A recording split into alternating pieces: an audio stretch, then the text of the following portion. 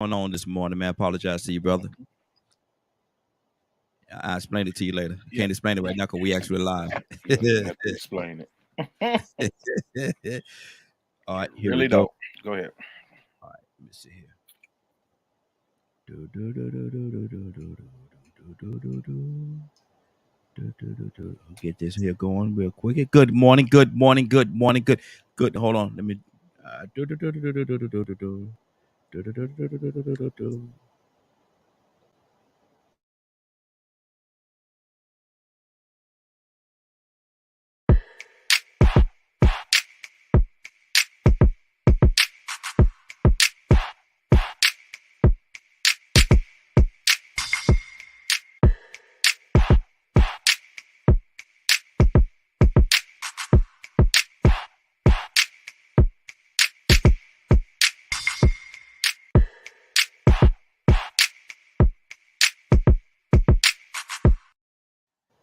Well, good morning, good morning, good morning, good morning, good morning, and good morning, everybody. Good morning, everybody. Welcome to another episode of The Morning Glow. Welcome to another episode of The Morning Glow. Got a great broadcast lineup for you this morning, as I hope and I pray that we always do.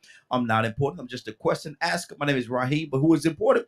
This fella right here, he's my brother from another mother, but we got the same father. This is Captain Leonard. Good morning, sir. How you doing this morning? Good morning, Raheem and the Morning Glow family. Then what is going on, man? What is going on? I heard some things yesterday, man. And I hear bits and pieces of it, but there's something going on in the political arena, man. What is going on right now? I think one of the biggest things that's going on is this challenge between this particular judge, I believe, in Florida, Yes. and her decision relates to this mask mandate. Mm-hmm. And it's sort of ridiculous. Mm-hmm. These red states and these judges that favor Trump, Mm-hmm. and this whole notion that they have to execute this authority and power over everyone else, even to their own, even to the detriment of people. Mm-hmm. And it has everything to do with traveling. And there was the advice that everyone should be wearing a mask, especially if Mm-hmm. they are traveling on public transportation and in public places and things Yes. like that, to Mm-hmm. help protect them against this virus. Mm-hmm. Mm-hmm. Well, some lone judge in a state where the leadership is completely ridiculous, from the governor on down, Mm-hmm. wants to lift this mask mandate. Mm. Just arbitrarily lift it. And this is Florida. I don't care nothing about the information coming from the CDC about increasing rise in cases and deaths related to different variants of this virus or what Mm-hmm. have you. Numbers are increasing. But for some reason, this person wants to relieve the mask mandate. Mm-hmm. Wow. Wow. And think about that. Why would you support people that wanted to put you in harm's way? Mm-hmm.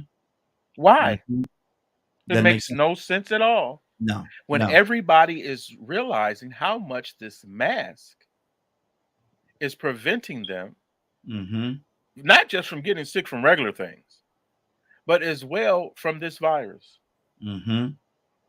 I mean, if you can't Mm-hmm. understand it, it's because you don't want to, Yeah. Yeah. and you hell bent on some other agenda. For one judge to try to take Mm-hmm. authority away from the entire CDC Mm-hmm. as it relates to a health decision, what side would you be on in this case? Mm. It's simple. It's very simple. I mean, I, mean, that's. Go I ahead. don't want. I don't need no information. I'm gonna make the Mm-hmm. decision myself. Mm-hmm. This don't just affect them in there in Florida, but this could be precedents all over where people just decide, no, we ain't wearing no mask. Once you Mm-hmm. stop wearing the mask, cases and things go up. Now, isn't Florida the same state that had that big outbreak because they had people at the beaches and all kind of parties and stuff like that in the midst of this whole pandemic? Is it at the same state?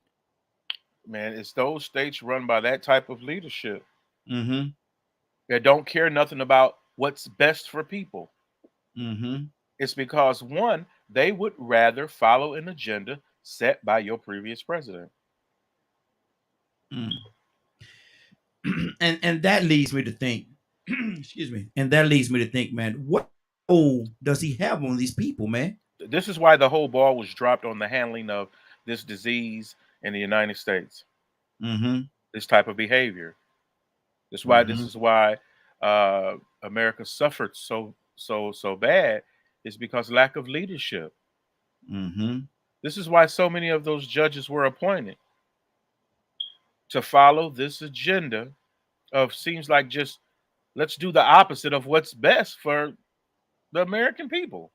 Mm-hmm. Let's just do what we want to do, regardless of the data, regardless of best advice, regardless of the evidence. We just going to do whatever we want to do. Mm. Again, I asked the question, man, what kind of hold do you think he have on these people, man? Why are they so set on And following it's not a whatever he whole. said? It's not a Mm. whole or anything. They're just terrible people. Mm. They're just uneducated, ignorant people, Mm. ego driven people. That's what they Wow. do. It does not have to make sense. It Mm-hmm. does not have to be rational. It Mm. just doesn't. So you can't measure how you make decisions against how they make decisions. Mm-hmm. It's not going to change their point of view. Yeah. Yeah. These Yes. are the people we must defeat at the polls each Mm-hmm. and every election. You cannot allow these people with these extreme ideas and constant just Russian roulette with people making decisions. Mm-hmm. And Mm-hmm. that's why you got to vote. What other better reason to vote than that? Yeah. Because my thing is, if they're actually letting you know how they feel, how they see, and how they value or devalue you, and if you continue to walk that walk with them, then are you devaluing yourself? Are you what is really going on here, man? Because like you say, go out there and vote, cast your vote. They let you know.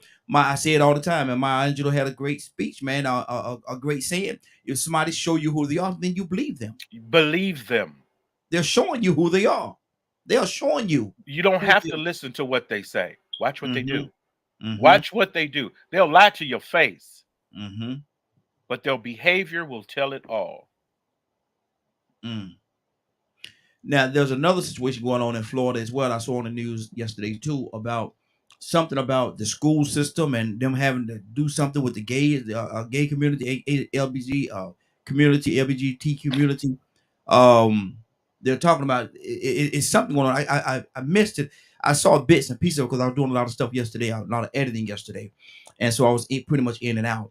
But Mhm. there's something going on in Florida about the school system, where they're protesting the school system, saying I saw one sign, one person was holding up saying that everybody have rights, not just what it was white, something it was talking about, man.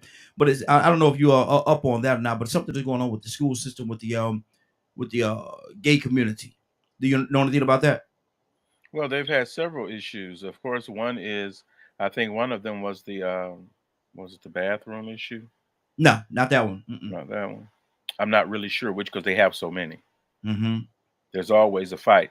There's a fight about who can and what you can and cannot teach. Mm-hmm. Mm-hmm. And I I think think that's what it is right there. I think that's what it was I right have there. to look more into that, Mm-hmm. but I know that say for instance, my point of view on the teaching of homosexual behavior, Mm-hmm. I'm completely against that. I don't live in Florida. Mm-hmm. Um, that's a different. They have some issues in Florida, but I'm not sure that's really the big one, Mm-hmm. with the exception of who. What are we going to allow people to do to our children Mm-hmm. when they go to school? Mm-hmm. Because when they go to school is a pretty much a public place, Yeah. and some people would use that the fact of it being a public place as a way to assert some type of an agenda. Now, isn't there a way that a parent, certain subjects that's being taught in the school, can they opt the children out of that particular Well, part of it? that varies from state to state, and it depends on your Mm-hmm. school district. Mm-hmm. Some school districts will let you know and inform you that they are going to be teaching sex education, and this Mm-hmm. is what that teach. This is what that includes. and Mm-hmm. you can opt to have your child uh, uh, go to another class or whatever while that particular thing is being taught. I know in Mm-hmm. the school district that I live in, we're usually given that option or informed that this is when it's going to be taught. Mm-hmm. Because one, I'm the type of person, I don't believe in teaching children how to perform Mm-hmm. sexual acts. I don't believe in the teaching of sexual education outside of reproduction and protecting Mm-hmm. yourself from STDs and things like that. Mm-hmm. They and I saw some stuff where they was actually teaching children they have how to put on a condom, how to put on a condom, how to perform oral and anal sex and stuff like that. I was like, man, Mhm. y'all are going too That's not far. that. Yeah, that's too far. It's way too far, and it has Mm-hmm. nothing to do with being gay or straight. Yeah, yeah. It Mm-hmm. has a lot to do with the people who have an agenda to sexualize children. Mm-hmm. Mm-hmm. Mm-hmm. And I was like, wow. And this is the school. We trust our schools to teach our children. We don't trust or give our schools the power to corrupt our children. Lack of a better term, to corrupt our children, and to a certain degree, I think, and I could be wrong. Y'all give us a call 508-924-3521, 508-924-3521. What is too much? Was that the issue that you were talking No, about? no. The issue, I'm trying to look it up and find it. Oh, okay. It was something concerning they was some kind of thing they were fighting against teaching children gay and some kind of rights and stuff. I'm gonna look it up and find out what it is. I saw it Because, yesterday. like I say, there are different challenges that arise every day. Mm-hmm. So this could be a new one. Mm-hmm. Mhm. Wow. Wow. And but like I said, there have to be, the way I see it, Linda, there have to be some kind of limit. There have to be some kind of line that even the school system can't cross. Excuse me. There's a school, even the school system can't cross. There is In- a line. You just have to be there to make Mhm. sure that it's a part of the policy and procedures. Mhm. The reason why you hear about it is because parents aren't showing up and impressing upon their boards of education Mhm. Mhm. according to these particular agendas. That's why it's being done because Mhm. you're not there as a parent. Yeah. Yeah. And we all have to, in some kind of way, man. We all have to be active. Yes, We you have to have to be. be because you can pretend like you're not affected by government if Mhm. you want to, Mhm. but I don't know how you're buying and selling, Mhm. going where you're going. Government even determines how late certain things can stay open. Remember laws like not being able to sell alcohol at a certain time. Government Mhm. regulates those. Mhm. Mhm. Government regulates everything that goes on in your city. I remember, and I'm dating myself just a little bit, but I Uh-huh. remember, yeah, man. I remember when the legal age for drinking alcohol went from 18 to 21, Hmm. and there was a reasoning behind that, or they gave you a reasoning behind that. You had to decide whether you was going to accept that reasoning or not. But again, it was the government that did it, that made that regulation say, look here, no, if you're 18, you're not old enough, you're not mature enough to buy tobacco or alcohol. What do you say to that? Well, I was drinking at 18, so I don't. Oh, Uh, it doesn't matter to me, mm-hmm, basically. However, if you old enough to dedicate your life to the military, mm-hmm, I'm having a beer. I don't mm-hmm. care what you say. Well, Linda, you know that's if you're below the age of 21 now, you know that's illegal. I don't care. Military or not, I don't care. military or not. I don't care. In Mm-hmm, DC, you were allowed to drink 18. mm-hmm. All right, cash my check right there at the liquor store and buy the liquor right there. At 18. Yep, military ID. Mm. Okay, okay. Curtis, good morning. How you doing this morning? What's going on, fellas? How y'all? Hey, doing What, good, doing good. what's up, Kurt? We're going to switch up a little bit. I'm gonna ask a question, man. I asked this question. Chilling, Ben. I asked this question of a few people, man. It was a very interesting answer that I got, and so I'm gonna see how y'all can handle this. Um, a big wedding or a down payment on your dream home in this day and time, not who we dealing with, or not our wives. It's not a personal line, not a personal question, but a big wedding huge wedding, all the bells and whistles, thousands of dollars, or a down payment on your dream house, what do you think most women would pick in this day and time, Leonard? I don't know because I'm not a woman. Mm-hmm. I could care less about a wedding. Mm-hmm. So Mm-hmm. definitely the most sensible thing is the dream home. But some people already have their dream home. Mm-hmm. If you already have a home that you enjoy, I guess that would make a difference to someone, Mm-hmm. you know. However, to a person like myself, I look for the best decision for the long term. That's just Mm-hmm. one day. Mm-hmm. And that's good. I'm glad you brought that Matter because of fact, my sister just went through that same situation. mm-hmm. Choose the home, of course. Yeah, absolutely. And I would think that a rational person would, but you said something in what you just said. If it depends on where the person is from and whether how they came up, how they was raised. I think that has a lot to go into this particular question as well. Curtis, well, before I go too deep in what I think, what you think, Curtis? Ryan, I don't know, brother, because I'm not a woman. Mm-hmm. Um, I kind of was in that situation because when I got married, I realistically wanted to. It was my preference to go on and buy the house, have the wedding in our yard. Mm-hmm. The the how can I put this? The day that we were due to move in would have been the day that we got married, Mm. if that makes sense. Mm-hmm. So Mm-hmm. we had a wedding in the yard, and the first time we entered the house, it was my plan. What I wanted to do was the first time we entered the house would be me carrying her across the threshold Wow. of our new home. Mm-hmm. That's good. And That's I was good. like, look, the friends that I have and the people that associate themselves with me would be more than happy to, you know, barbecue, this, that, and the third. You know what I mean? It could have been dressed up real nice or whatever, but the friends that I rock with would have been more than happy to be a part of us moving into our new house. Mm-hmm. Mm-hmm. Yeah. You know what I mean? But my significant other, she wanted this lavish wedding.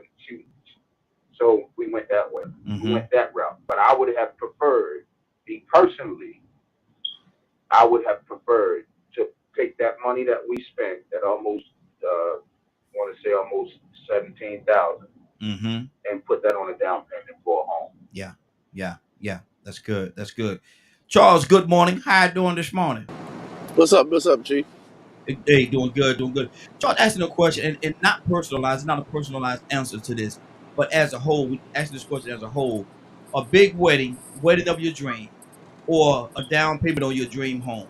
What do you think in this day and time? What do you think most women would select? This day and time, Yes. mm, See, and that's amazing. a big wedding, probably. Mhm. And that's amazing. And I say that's amazing that you had to think about it that long. Just come up with Yeah, but yeah, that is though. But because you got to look at when you at this day and time. yeah, When you yeah, say yeah. that, Mm-hmm. you got to think about how it is. Mm-hmm. Um, I would think, and that's just us, like you said, an opinion or assuming that this day and time they would probably still go for a big wedding Mm-hmm. because, and I'm not gonna even if they even get married at all. But anyway, that's a whole nother subject. Y'all stop. But you got what I'm saying. I think Mm-hmm. I think that's I think they would, man. I don't know, man.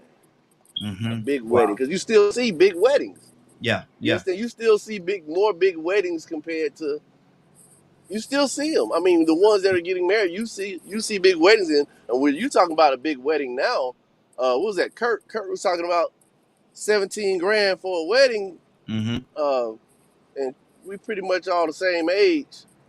And I'm not going about the age and how old everybody is, but 17 grand right now is not gonna cut it. Yeah, yeah. Mm-hmm. This day and time, it is enough to pretty much put a big down payment on the house. Mm-hmm. So you saying the wedding could cost more than 17 G's? Oh yeah, right Yeah, now. Ryan. That's Unless a Kurt wing. got That's a married two ring and years a ago. dress. Kurt, Wow. Listen, right? listen, Raheem, Shoot, Hold on. Raheem, listen. Let Charles finish. I'll come right back to you. Let him finish his thought. I'll come right back to Oh, you, my brother. man. fault, y'all. I want no problem. Now on that right there, who said that there's a wing? That's a ring and a dress. Leonard. I Leonard, did. Mm-hmm. that is the truth. That's the dag on truth, brother. Mm-hmm. You know how they do now. Fathers got to pay for the weddings and stuff, or Yeah. not now, but how it used to be. I don't know. I used to, yeah. Yeah. Uh, bruh, 17 grand is a drop in the bucket now, man. You got Easy. $30,000 easy. Yeah. Mm. Who look? I didn't go through none of that, so I would like to hear what Kurt got to say. Mm-hmm. Mm-hmm. And Wow. I ain't Go controlling him, ahead, but I'm Curtis. just saying, like, what would you think, Raheem? In this day and time, I honestly speaking, I think that most of the women in this day and time, and with the mindset that they have, and everybody want to up each other, and I think they will really pick that big wedding over the home. I really do. And that's that, and to me that's terrible. That's terrible because you can have a small wedding. It doesn't, and this is from a man's standpoint because the wedding most of the time is for the woman anyway. The wedding is mainly for her, and so we don't care. We get married in a tent in the backyard. I do, you do, we good. We married. Let's go. But so I think that has a lot to do with it as well. That's why I want some of the sisters to hurry up and call in because I want before we get to our topic, I want to hear their standpoint on this because, like I said, man, the wedding is mainly for her. But go ahead, Curtis. So, listen, I'm going to keep it all the way a buck with y'all, right? Mm-hmm. Because you got to understand that my wife is actually not living in her calling, Mm-hmm. right? And I know that, I accept that, and I don't know what else to say to kick that, you know what I mean, to push that. I don't know how else I'm going to word it. Mm-hmm. Mm-hmm. Had we actually hired somebody to do everything, like I know you saw the wedding pictures, Yes. right here. Yes, You I seen did. those. Yeah. All of that layout, my wife designed that, brother. Mm. Mm. Okay. Everything from the table settings to the flower arrangements to the arches, everything, the decorations on every table. My wife arranged all of that. She Mm-hmm. arranged the flowers, everything that you Mm. saw, Raheem, on Yeah. those pictures. Yeah. My wife actually did that herself. Mm-hmm. Had she not did that, Oh man. and we would have paid for the hall, the venue to do it, Mm-hmm. my wedding would have probably came in at a bare minimum of about $30,000 to $40,000. Yeah. Yeah. Wow. Wow. That's Her crazy. her cousin, her niece, her cousin, right, had a wedding. Guess how much the wedding was, Ryan? How much? Mm. $150,000. That's that man. In some places, that is your house. In some places, that is your house.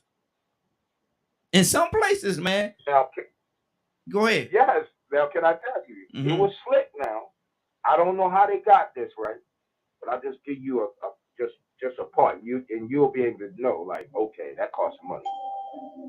They had a smoke-filled floor that the smoke never rose above your knee, Mm. and upon look and glimpse, it looked like it gave you this image like everybody was basically just floating across the floor. Mm. Wow. Wow. I ain't know where this got so serious, man. I ain't know where Man, this my sister rented a castle, Mm. and they have a castle in Bremen Mm-hmm. that you can go and get weddings done. Wow. You know how much money these people make? Oh yeah. Yeah. What is a big business, brother? What Big is a business. big business?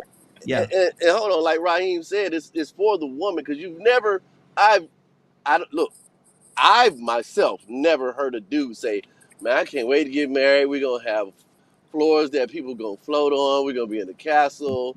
When you've never seen a dude do that, I've never seen it. Well, Sir Charles I'm saying me. I'm saying Patrick. me. Hold Don't on. start, I got Leonard. It's I not got Wednesday. hold on, y'all. Let me go to my phone line. I got quite a few people on the phone lines. Let me touch some people on the phone line as well. I'm trying to go in order in which they call 601 area code. What's your name? Where you calling from? Rosalind, good morning. How you doing this morning? Doing good. Rosalind, we asking a question, and I'm glad you're here because I want to hear from a young lady standpoint. We asking a question in this day and time, in our current generation, this day and time, a big wedding or a wedding of your dream or a down payment on a home. What do you think most women will select in this day and time? Um, Probably now I'm speaking for myself. Me personally, I would go with the down payment. But in this day and time, most women Mm-hmm. are going with the wedding. Wow. But it depends on the maturity of the female, of the Mm-hmm. woman. I Mm-hmm. mean, it doesn't take all of that.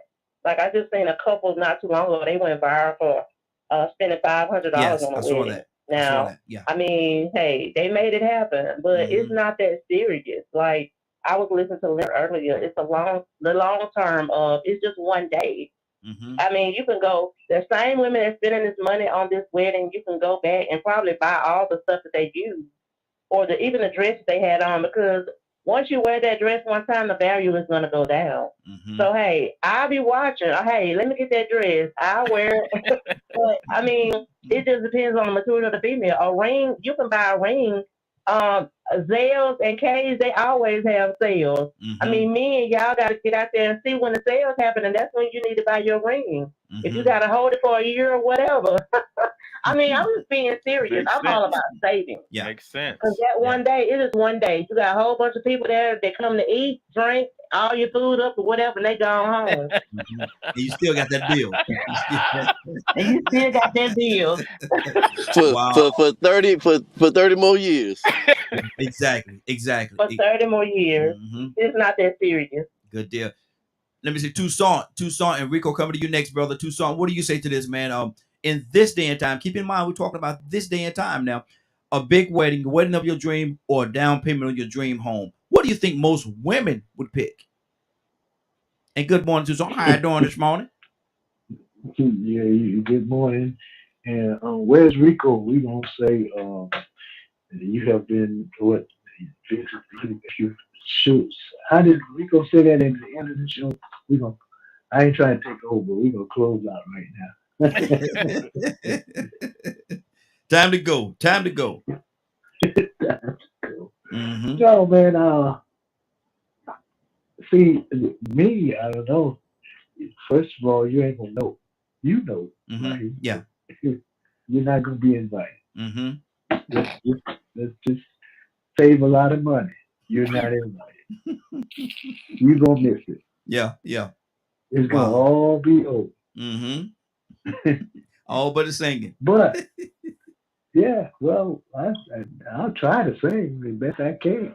Mm-mm. Matter of Mm-mm. fact, we'll do a duet and Mm-mm. close it out. Mm-mm. No. No. But Mm-mm. at the end of the day, they're gonna want a wedding, especially if it's their first one, Yeah.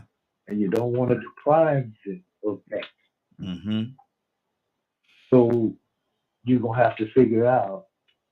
And I'm just reflecting, right? Mm-hmm. Mm-hmm. You're gonna have to figure out how to do it at a cost because you're gonna have to have somewhere to stay. Yeah. Yeah. So Mm-hmm. regardless to who makes that decision, you need a house. Mm-hmm. A Mm-hmm. wedding dress for how much a wedding dress is, Rosalind, if you pay for one that's worth something, $5,000, $10,000, That Yes, you sir. ain't gonna want that's on the low you ain't end, gonna want probably. no $200 dress. Mm-hmm. Come on, Mm-hmm. where you got it at Walmart? Mm-hmm. So that's out. I like Leonard's idea, Mm-hmm. but it didn't work, Leonard. Ring and a what? A ring and a what? It didn't work. I tried it. Mm-hmm. It didn't work. Wait a minute. They shouldn't got married. Yeah. Well, I tell you, it's Yeah. it, man. This. Curtis, don't be trying to. You ain't no. Don't be trying to prophesy. Mm-hmm. You might be out of your calling too. Lord, see, boy, Tucson, Okay. I Tucson. don't Leave want me to talk alone. about this. I don't want to talk about this subject here because it's not over till the fat lady Lord. Let me go to Rico, man, and we got another caller on. Actually, we got Ray just came into the chat room, into the room as well. But Rico, good morning. How you doing this morning? Now I can complain, man. Welcome to a new day, everybody. Hey, welcome to you as well, brother. We asking a question, man. I know you heard it this morning, but I want to hear your take on this. A big wedding, the wedding of your dream, in this day and time. Now, these women that we're dealing with today, a big wedding of your dream, or a down payment on your dream home. What do you think most women in this day and time would select? I think most women will select that wedding, Mm, but it and I was actually anxious to hear, a woman's perspective, but then I had to think about it. It's easy to say on the outside looking in, well, I would do this, I would do that. mm-hmm, We'll say the same thing like if we hit the lottery, what we would do. mm-hmm, But 9 times out of 10, when you were put in those shoes and you start thinking about all the wonderful things that comes with a wedding, I think 9 times out of 10 they're gonna choose that ceremony because mm, right now they're spending more on the reception than the ceremony. yeah, Just to be recognized for the occasion. mm-hmm, So I think after a while it gets to the point to where the ceremony becomes a bit more important than the actual wedding in the minds of some of the people. mm-hmm, They don't really care the fact that hey, we're a union now. They'd rather reflect back on those wedding day pictures mm-hmm, and look at the videos of the reception. So, I think that comes with part of the illusion that mankind, especially over here, is caught up in traditions and rituals. mm-hmm, We have ceremonial rituals and traditions that we follow that really are a waste of time, but you realize the only reason they do it is to make you feel special, give you some mm-hmm, attention, and to recognize you. mm-hmm, And people love being recognized. mm-hmm. It's really a one-day event. Like I Yep. said, okay, put it this way. When people graduate and get degrees, what's the whole reasoning behind the pomp and circumstance of putting on the cap and gown and walking across the stage? The degree ain't gonna change Mm-hmm, if you skip the ceremony.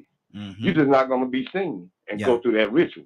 mm-hmm, And so I think somehow we've got more caught up in the rituals and how they make us feel because of the spectacle and the attention that we get, mm-hmm, and we'll choose the attention over the practical part or the mm-hmm. practical choice of choosing a home. Rico, So let me I throw. believe it would be very easy for most women to come on and say the right thing to do. Mm-hmm, But to keep it real, 9 times out of 10, they'll probably go in that same direction because once they're in those shoes, it's just like when you hit the lottery. mm-hmm, Are you going to go and give to charity first, or are you going to go to Dubai and mm-hmm. ride camels across the desert? Is that Rico? Most Let me times, say this people to going you. to do Let me what say this they're to you. going to do what they want to do when they hit that lottery. Rico, let me say this to you, Rico. And I, what you just said was so powerful, man. When the part that you said about the rituals and stuff like that, and how the ceremony and all these different things. But let's deal with stepping away from the wedding part. Let's deal with the graduation thing that you said. Once a person graduates from high school or college or something like that, and what if the student that had to be in the trenches all the time decide that they don't want to walk across the stage? They just want to go get their diploma or what the degree or whatever, and that's what they want to do. That's just what now. But the parents want them to walk across that stage, baby. You got to walk across the stage because it's the ceremony. How much of that ceremony is for the student, or how much of it is for the parent or the people that felt as though I helped you get here? How much of it is It's for? mainly for it's mainly for all of them that feel they want to be recognized for their accomplishments. Mm-hmm. Mm-hmm. But for the person that put the accomplishment first and the recognition second, then they don't care. Mm-hmm. See, I was that type of person. I could care less about the graduation. I could care less about the prom. I was more concerned with getting the job done. Mm-hmm. Mm-hmm. And I didn't see all that reasoning and spending all this money to go to these different functions and take pictures, and then you don't even get to keep the cap and gown. Yeah, You yeah. know what I mean? You rent, or you renting tuxedo for prom. So it's all about ceremony and attention, you know.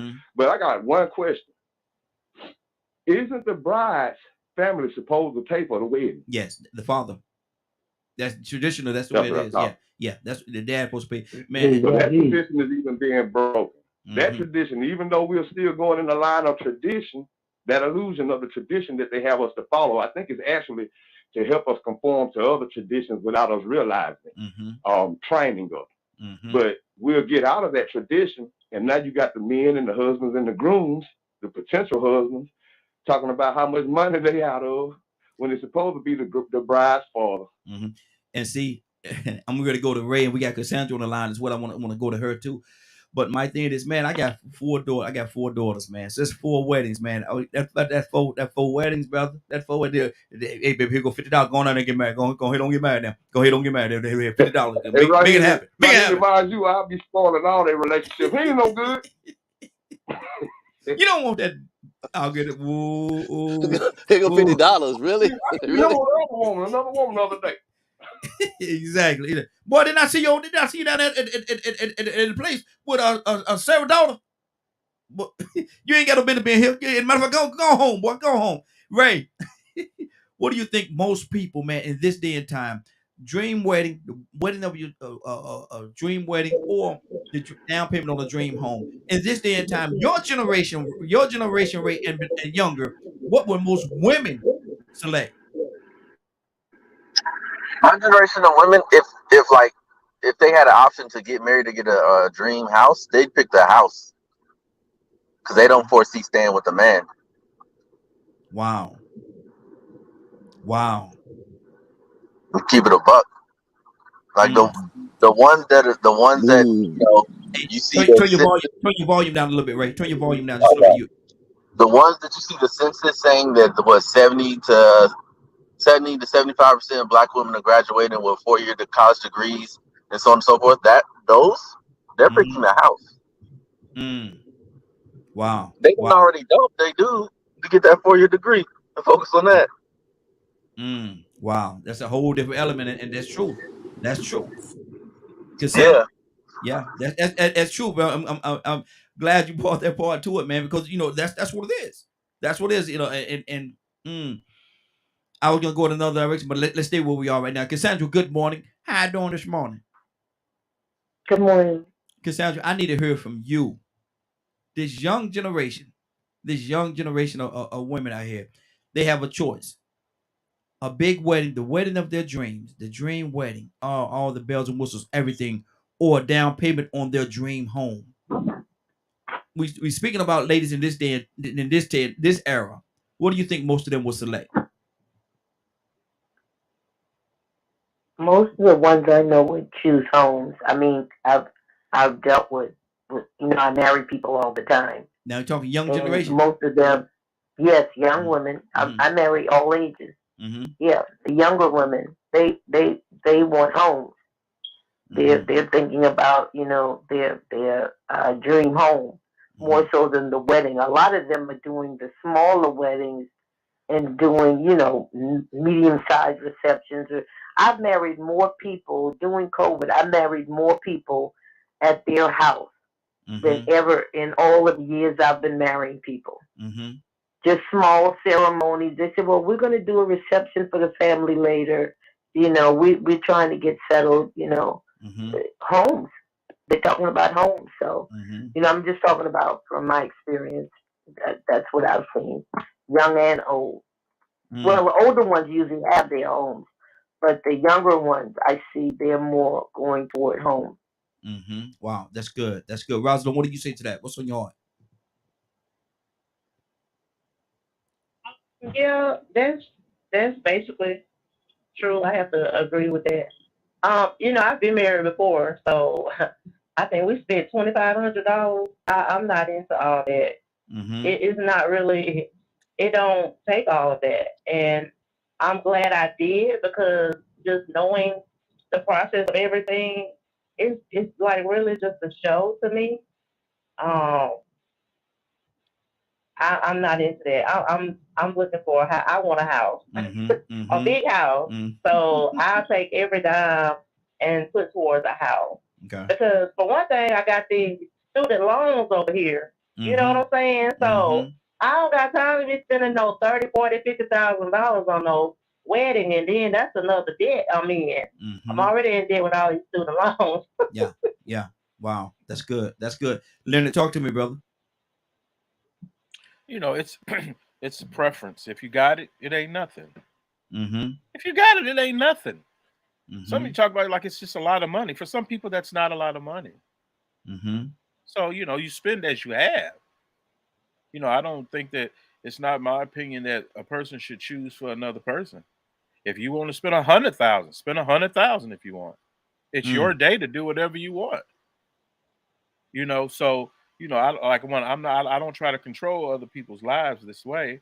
But to add to that, you have to. Some people actually save for their wedding days. Mm-hmm. They're prepared for that. They budget for that. So I mean, it's up to the particular person that wants to do that. Like I say, some people may already have their home that they want.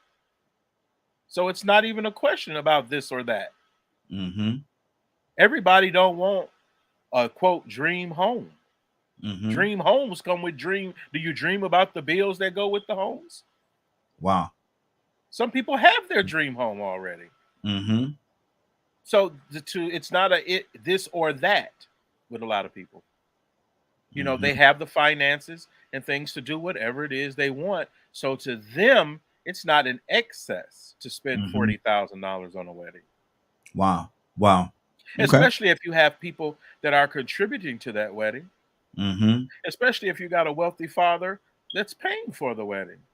Mm-hmm. He's lived that day to do that for his daughter. He wants to do that for his daughter. So I don't think there's nothing wrong with it at all. Okay.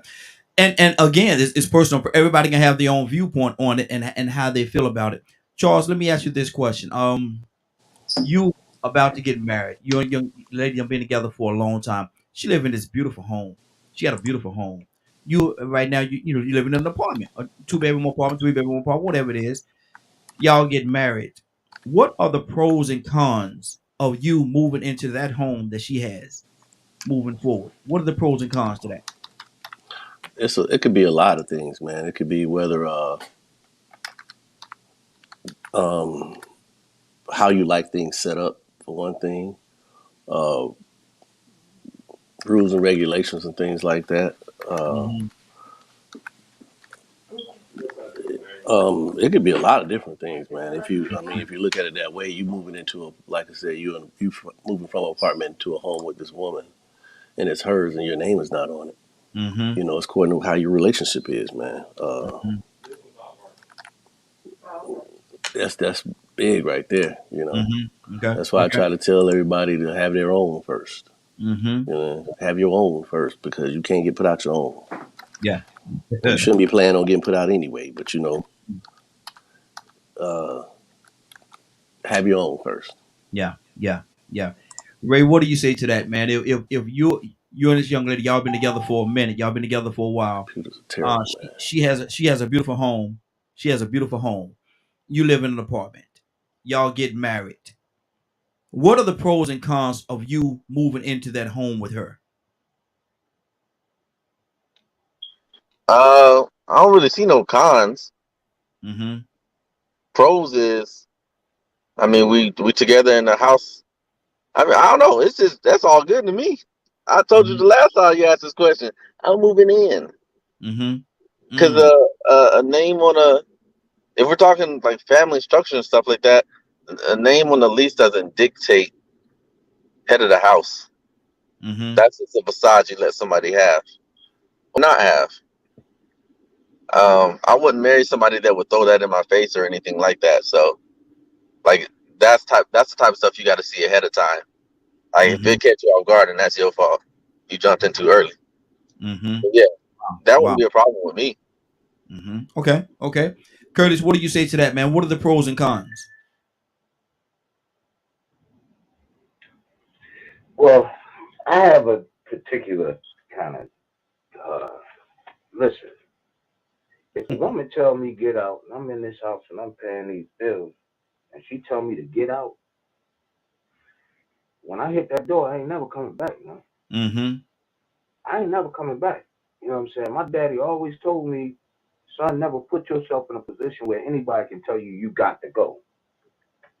Mm-hmm. So I don't live by that. But the pros and I don't know what the pros and cons. The pros and cons is you gotta understand who you married to, who you marrying.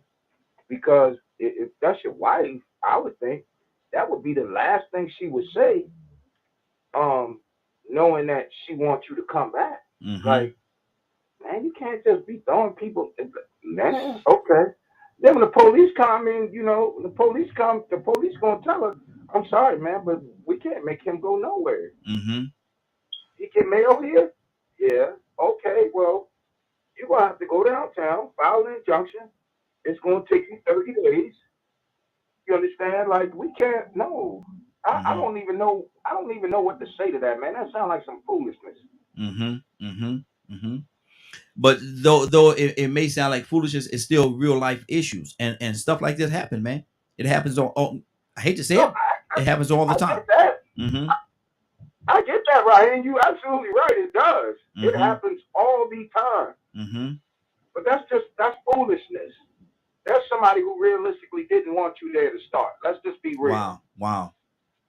I Mm. mean, a person knows that. Let's just be honest. Let me ask the women. How many women on this phone know, or what is y'all take on? What is the most demoralizing thing you can do to a man that has nothing to do with a violation of his physical of his physical body or you know what I mean? What is the one thing that you can do to a man, the most demoralizing thing you can do to a man if he living with you? Cassandra? Oh no, I agree. Telling him to get out of the house to me would be, you know, that's that's not cool. I don't. That. Mm-hmm.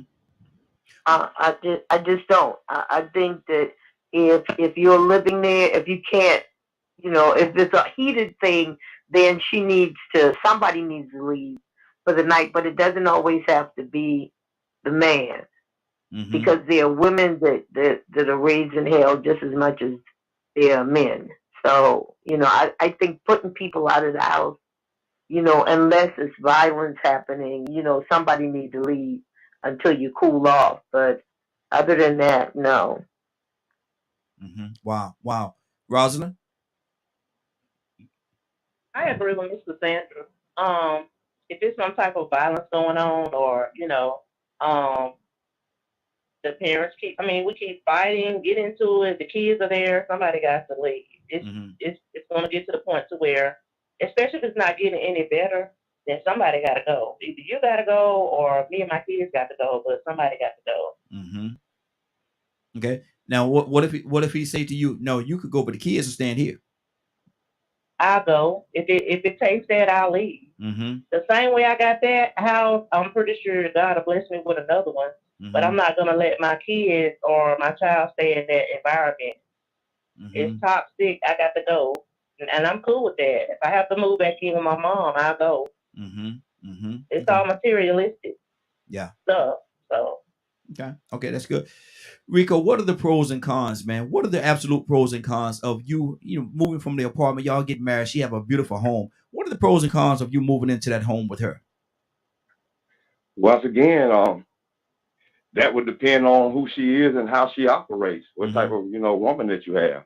But before I go to judging and talking about what somebody shouldn't be doing, or before later on I go back and take away from what you asked and start saying, well, he ain't no man, because I know that's coming. Mm-hmm. I know it's coming.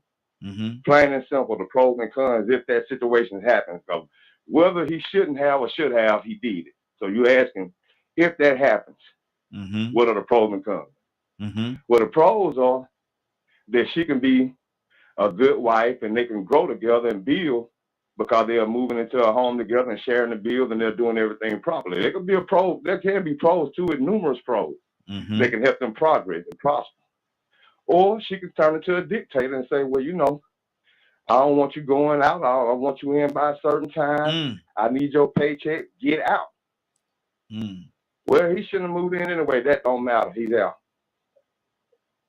So what happened after that? You know, because that's where the lesson comes in, that when you're telling a man that they shouldn't be in trouble or they shouldn't be getting into it or doing anything to get put out, they should know that, well, if you do something to make this woman mad, this is what can happen. The mistake has already been made, or whatever they shouldn't have done, they already did it. So, you know, it really goes back to how that woman is. You know, you can end up on the street. You can end up going through a whole lot of turmoil and going back and forth to jail, just trying to have a family or whatever. So, I mean, that's a situation that really depends on the people. But I was listening to what Ray said earlier about the 75% women with degrees. And then I was listening to the answers that the sisters gave. And one thing about human beings, when we have a chance on the outside looking in to think about the best decision to make, we're going to give the answer for the best decision to make. It goes back to what I was saying about that lottery. But I guarantee you, if you did a poll of women before they got married, they would say exactly the right thing. And then you went back 10 years later and did a poll of those women after they got married, I guarantee you, over half of those 75% went with the extravaganza. I guarantee you they did that, because when you have the opportunity to do something that you always have dreamed to do, and a lot of women dream on having that big ceremony because it confirms them as a wife and as wife material, desired, wanted. Ain't nothing more of an indication than a wedding that you are a desirable wife, that you are worthy, that you've been chosen. So I think most of these women, because if they're successful and they got degrees, they may be the type of person that says, well, you know what? I'll go ahead and pay for the wedding. I don't want to waste my time investing into this house. That wouldn't be financially smart, because I don't have a family yet. And why should I start buying a home now when I have to buy one later on that I may need 3 or 4 extra bedrooms? Or why should I buy a 3 or 4 bedroom home now and I ain't got no children, but I'm saving money to get this home instead of having a wedding? Yeah, we got the big home. We got the 3,000 square feet. We got the acreage. We got all this planned for a family, and we don't even have a family. So some women might say, you know, we can hold off on this house with the money I make and with the money you make. Child, ain't nobody studying no house right now. We still got babies to make. Go and get this dress for my wedding party. What they call it, the maids of honor. Yes. Yeah. We got to go get them sized and fitted. How many of them you got? 3? No, I got 8. All of my sorors. And I want all your frat brothers to be best men. I want all 8 of them to be sharp as a tack. And we're going to make this thing right, because, hey, we got money and it ain't no problem. Wow. That's good. Cassandra, what's on your heart? I mean, it's to each his own. You know, whatever you desire, you know, you should do. Whatever you can afford, you can do. I know people that have gone way out on weddings, and yeah, later they regretted it because they could have done something else with the money. Not, they don't regret the marriage, they regret spending the amount of money they did on the wedding. And you know, it's because you know, not anymore, most young girls desire to have, you know, a beautiful wedding and become someone's wife. But we're getting so far away from that now, because it's about having your babies, whether you have a husband or not. You know, a lot of women now are in their 30s and 40s are having their children without, you know, being married, because it's the idea of marriage and weddings, it doesn't appeal to them because they're doing their thing without it. So, like I said, it's whatever the person desires and can afford. It's fine with me. Wow, that's good. Toussaint, what's on your heart, brother? This is a great conversation, and but I don't like it. Anyway, but reality, this is. I'm trying to see where I can fit in this conversation Mm-hmm. because there's so many different things that can happen. You asked a question about the house, and if a man he's staying in an apartment, she has a house, a beautiful home, or whatever the house, and what to do. Um, I don't think that a relationship should have an option to get out. Mm. If you have a relationship that has an option to get out, you're in the wrong relationship. Yeah. Yeah. If you say, if this happens, this is what I'm going to do, you're looking for failure. Mm-hmm. That's the first thing. If you don't resolve those issues there first, you're gonna have a problem Mm-hmm. every Mm-hmm. time. It doesn't matter if it's a see. Because first of all, with life will hit you, and if you are um had a previous relationship, I don't know if you're talking about these a young teenager or 20, 30-year-old person that never have been married, or if a person is out of another relationship into a new one and something happens, then Mm-hmm. there's different scenarios. You can write a book on what you're talking about Yeah. right now. Yeah. Yeah. Absolutely. Because if a man or a woman get in a relationship with somebody that is out to soak them dry, then that's one thing. Because just just for instance, I think Ray said something that I don't know if we caught it, and maybe I caught it wrong, and correct me if I'm wrong. But a woman, a young, these new, they want a house because they'll get the house because if the relationship don't work, they'll wind up with the house. Yeah. Yeah. Absolutely. Absolutely. You better Yeah. believe that. Mm-hmm. You gonna be out of that house Mm-hmm. if you don't use some sense. So I'm just saying. That's true. Get. I was finna say something right here. Don't say it Get. too I soon. was. You know what I was finna say? What's that? I was say it. Get you one of them good old Georgia peaches. You'll find Oh. out. I'm sorry, y'all. I'm sorry. Oh I'm Lord. sorry. Georgia ladies, send your emails to Tucson at Gmail, L mail, B mail, whatever it is. Leonard, what's on your heart, brother? Talk to me. I'm just listening because when it comes to certain type of relationships, I simply do not have the experience Mm-hmm. with certain. I mean, I don't understand the this or that. I'm more of whatever you want. Mm-hmm. As long as it's what you want, I'm fine with that. Mm-hmm. Yes, people have a right to change their minds or whatever. Everybody gonna look back and probably wish they would have had to did something else, things like that. But it is what it is, and you should enjoy. If you're gonna spend it, enjoy spending it. Mm-hmm. It's like I say, it ain't like it's a bad thing to spend a lot of money on the wedding anyway. Mm-hmm. It's not a bad thing at all. So if you have it, that's what you do. These value judgments, I don't get into when it comes to this because everybody has their reason. Her Mm-hmm. reason may be different than Ray's reason for doing something. Mm-hmm. Some people may have saved, some father may have saved all of this money for this occasion or those types of things. To say that, you're going to have to leave the house and I just don't agree with all that. I don't know why people say those types of things or Mm-hmm. whatever. But if you took care of your business, up front, I don't think you'd have a problem if it didn't work out.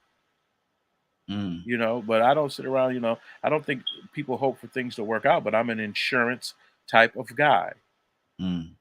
I have usually some type of insurance behind certain relationships. Mm. So it's not a matter of you, or I think people get into the issue where you don't trust me or you don't know. I'm just going to be prepared for whatever happens. Is can that go back into and I'm gonna go to Curtis as well. I hadn't touched him in a minute. I'm gonna go back to Curtis.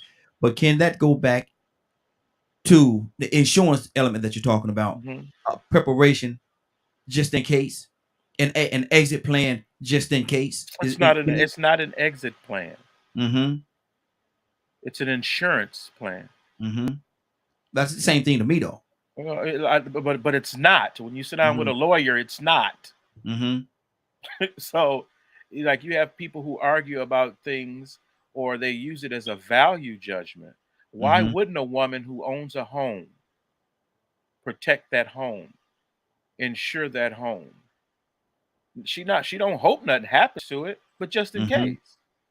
No, well, what I'm saying, I guess what I'm saying is if you go in, like I took from what you just said, I took it this way. I took you saying I'm preparing, I have an insurance plan, I have this in order just in case something don't work or something don't work out or it don't work out. I have to have this plan in order that's going to protect me against these things. Now, if that be the case, is there a piece or a part?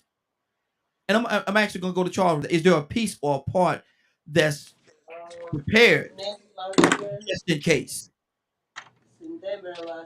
Say that again, bro. Is there a piece or a part of you if you're looking for if you have a just in case an insurance plan, if you will, is there a piece or a part of you that's looking for just in case something don't go right, just in case we don't make it, just in case we fall apart, just in case you get stupid, I have to have this insurance policy that's going to protect me and get me out of this situation. Is that like an exit plan? I mean, so are you asking, is the person looking for it, or are they just being cautious? That I guess you could say both. I guess you could say a Well, piece of both. I think they're just being cautious because I don't buy insurance to know that I'm getting in an accident. You know what I'm Mm-hmm. saying? I buy insurance just Just in in case. case I get in an That's my accident. point. Yeah, So if that's my somebody so if a person do these things to ensure themselves that their future and their kids will be okay, mm-hmm. then you can't look at it in a bad way now. But if they constantly now, if you get insurance and you constantly getting in the wrecks, you got to find out why you keep getting in the wrecks. Okay, You but know what I'm saying? What are you doing wrong? let me throw this in there, Charles. What if one day in the heat of a conversation, she come to you and you say, Mhm. "Well, I got all this stuff already lined up just in case," and she said to you, "Well, you didn't think we was gonna make it anyway. If you got all this stuff in place, you didn't think we was gonna make it anyway. You was already prepared for the fact that we wasn't gonna make it." Does she have a point? No, Yes, she do. because if we no listen, because I'm saying I'm gonna say the same thing. Well, maybe I got life insurance not because I'm gonna kill you. I Mm-hmm. got life insurance just in case. You know what I'm saying? And I look at it Y'all, just like that y'all, when I say I got life insurance, not just because I'm gonna kill you. are you gonna look at it like you that? go, you go to jail there. Huh? Why can't it Yeah, be both? yeah. Why can't it be both But it is or both though, whatever the Rico. occasion is? I Mm-hmm. mean, because it does cover both ends. Mm-hmm. You That's know, true. just in case something goes wrong, it is an exit plan. Mm-hmm. Mm-hmm. I mean, Yeah. just in case, it's both. Mm-hmm. I mean, Mm-hmm. it ain't no But it is in both of them. I You know, Mm-hmm. think both people one do it thing though. benefits No, not all. really. Like men don't do Oh, that. Men hey, really It don't ain't do just that. got benefit one thing. okay, hold on, Rico. Let Charles finish the point. I'm gonna come right back to you. Go ahead, Charles. But you don't really. How many men do you find? Honestly, how many men do we find just in with a just in case fund? I mean, I'm not saying it's impossible. I'm just Mm-hmm. saying how many do we find that way, Mm-hmm. thinking like that. I'm not saying that we don't. I'm just Yeah. saying that's just a question. You know what I'm saying, Mm-hmm. Raheem? Yeah. Yeah. Exactly. Exactly. Go ahead, Rico. Well, it's real simple. Like I Mm-hmm. said, it's for both. I mean, it ain't got to be either or. Mm-hmm. You know, you can get married and hope that it's for the long run, but at the same time, it's just like you said with car insurance. Somebody may hit you unexpectedly. Mm-hmm. She may have a change of heart, or he may have a change of heart unexpectedly and want to leave you. Mm-hmm.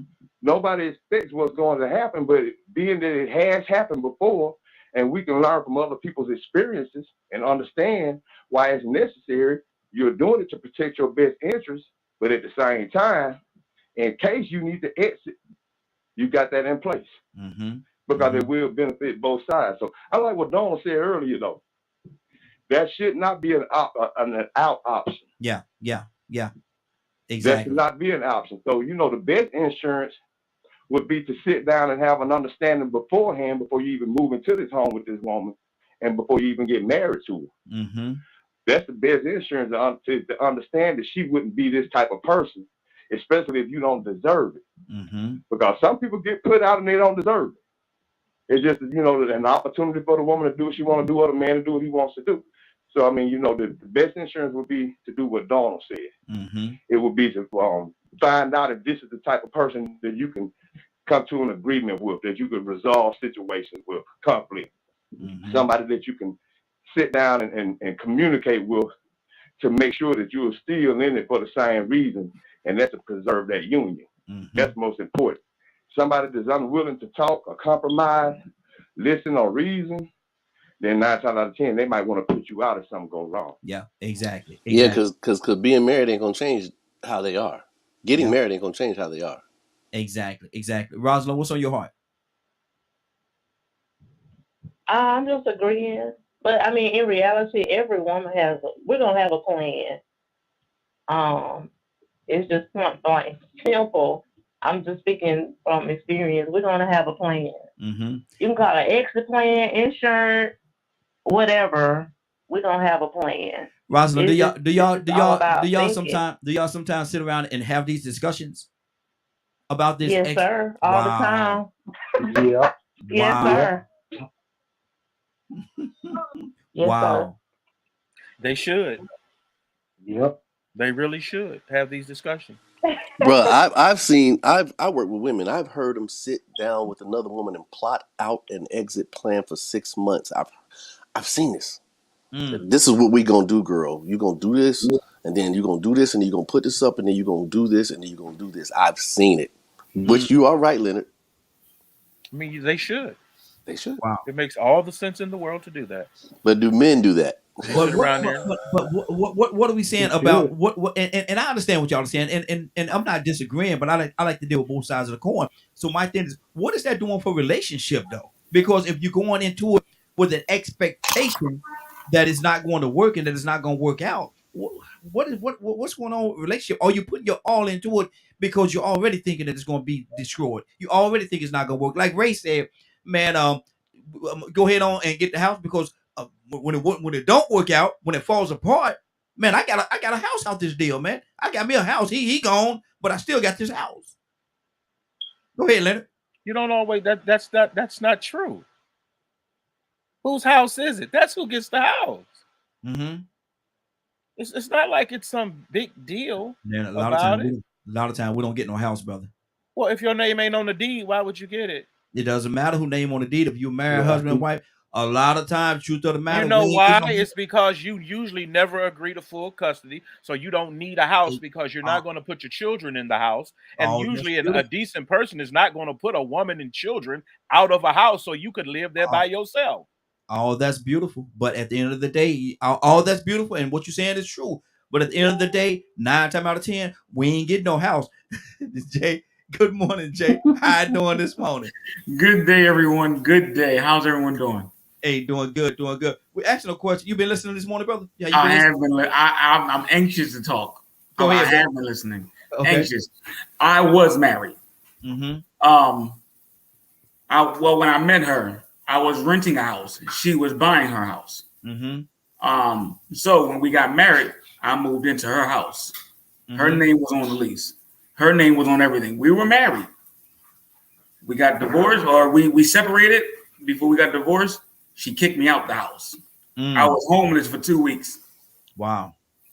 I mean, I stayed with family and things of that nature, but I was homeless. You can tell I, got the money to make moves for myself because we were married. We were building. We had a child. We were building a house.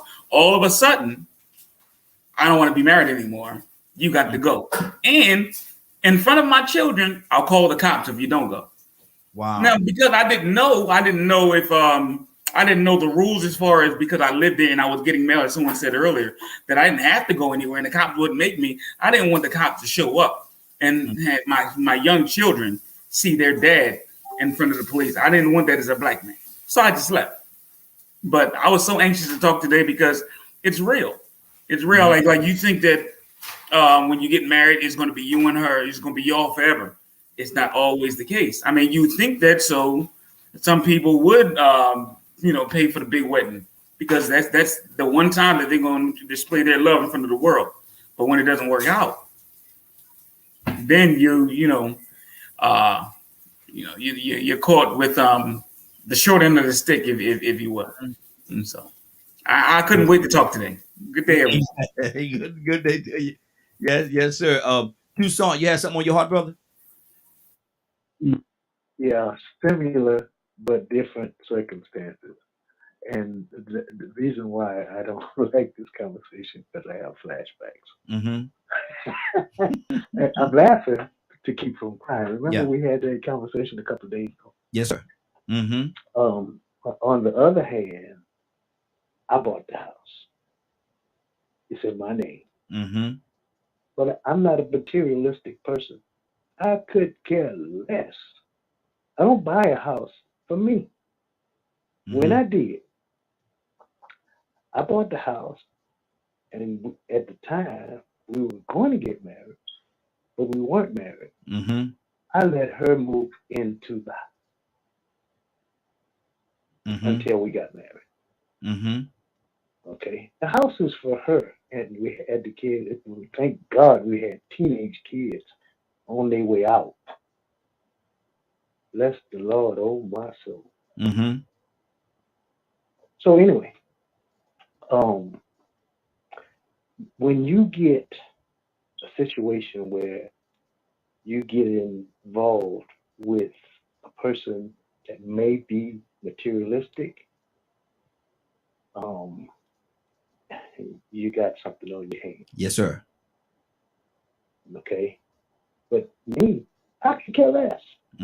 Two things that I'm always going to have. I'm going to have a job, and I'm going to live somewhere, and I'm going to go to work. So if we gonna fuss and argue, I'm not gonna do that. That's the first thing. I'm not gonna do that for too long. I might have one discussion, and then the rest of it you're gonna have by yourself. You can talk about it. Here's gonna be my input to the conversation. You having a good conversation by yourself. But I'm telling you, I told you prior, I don't like drama, and I won't do it too long.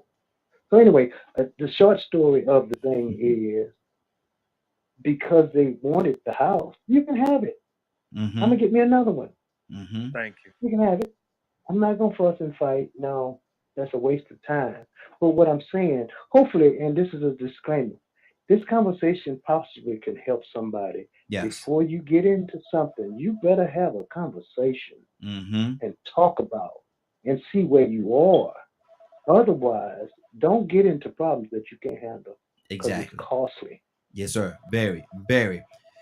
Ray, let's talk generationally. Does your generation look at it a little differently? The marriage situation. Yeah, so like what's I forgot who was saying it about like women to go back and say they want the marriage. 35 and under won't. So 35 and under is focused on the bag. The man is not a part of the equation of the bag anymore. They're not gonna be like, ooh. Nah, I know out of all of my wife's friends, it's like 20 of them. My wife is the only one married. Legit, the only one. Wow. Not chicks are remarried or got a divorce, just not getting married.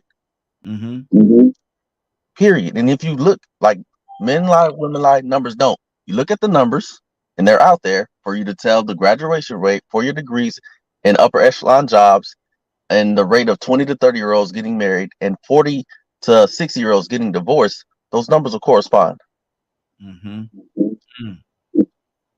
Wow. The man isn't the objective anymore, or the prize, or the union is not a thing anymore.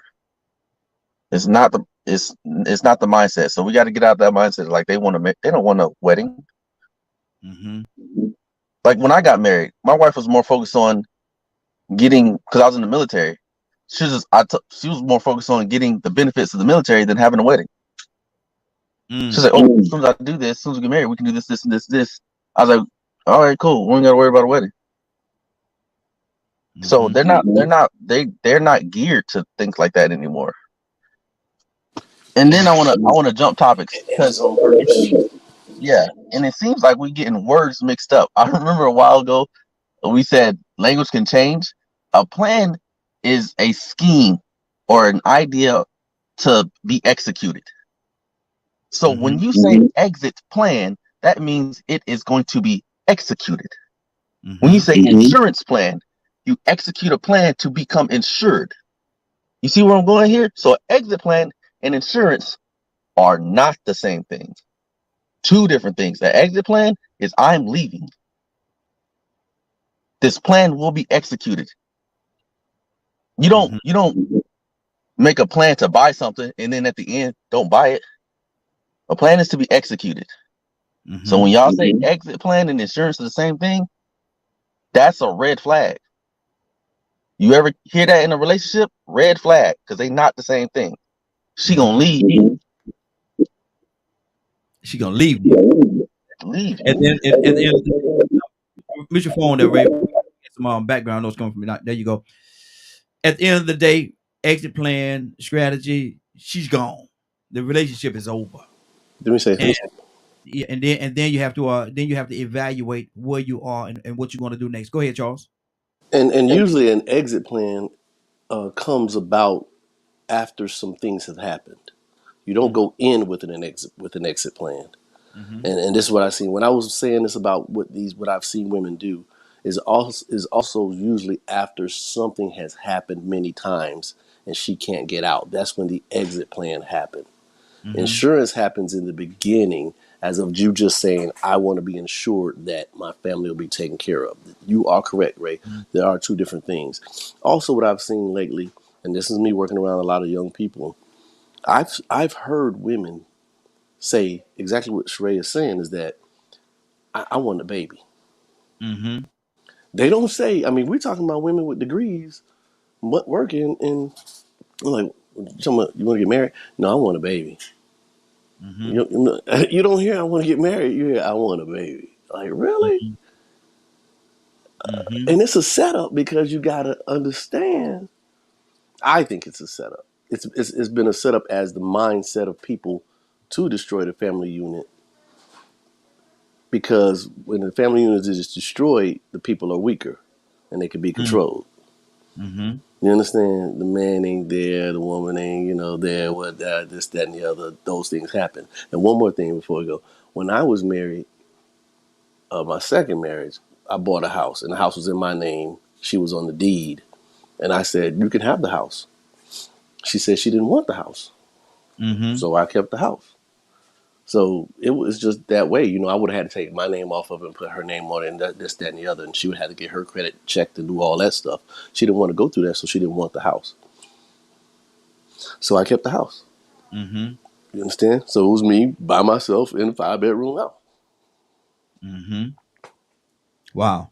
That's good. That's good. We let me see. I think we got somebody else on the phone lines here. Willa. Hey, good morning, Raheem. Good Good morning, team. good morning, Willa. How you doing this morning? I'm doing awesome this morning. I Well, mean, I awesome. I I need to just ask you want to this thank question. everybody yesterday for their prayers. Absolutely. Not a problem at all. I want to ask you the question. We're talking about this morning, and we're talking about this generation, this young generation that we're living in right now. They have a choice: a big wedding, the wedding of her dreams, or the home of her dreams. What do you think most women in this generation, Willa, what would they select? Their big wedding or the home of their down payment on the home of their dreams? I'm going to talk from my experience in my family. We just had two weddings, Mm-hmm. and both of them was under the age of 30. And Mm-hmm. then we got three more weddings coming up this year, and only one more is under the age of 30. The other two are in their 40s. So from just my experience, I've learned that the young people in my family, they're desiring marriage. A lot of the women want to be honored and want to be respected as a woman, and they want to be married. They're not materialistic. I'm just talking from my experience. Yes. Yes.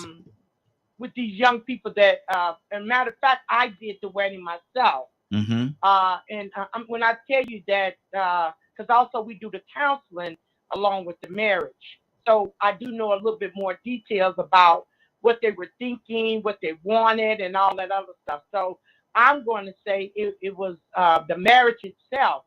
Nowadays, especially with the way the world is going and the direction that it's going in. Wow, that's good. That's good. Badger, what do you say in this generation? And good morning. How you doing this morning? What do you say? What do you say most women in this generation will select? The dream wedding or down payment on the dream home?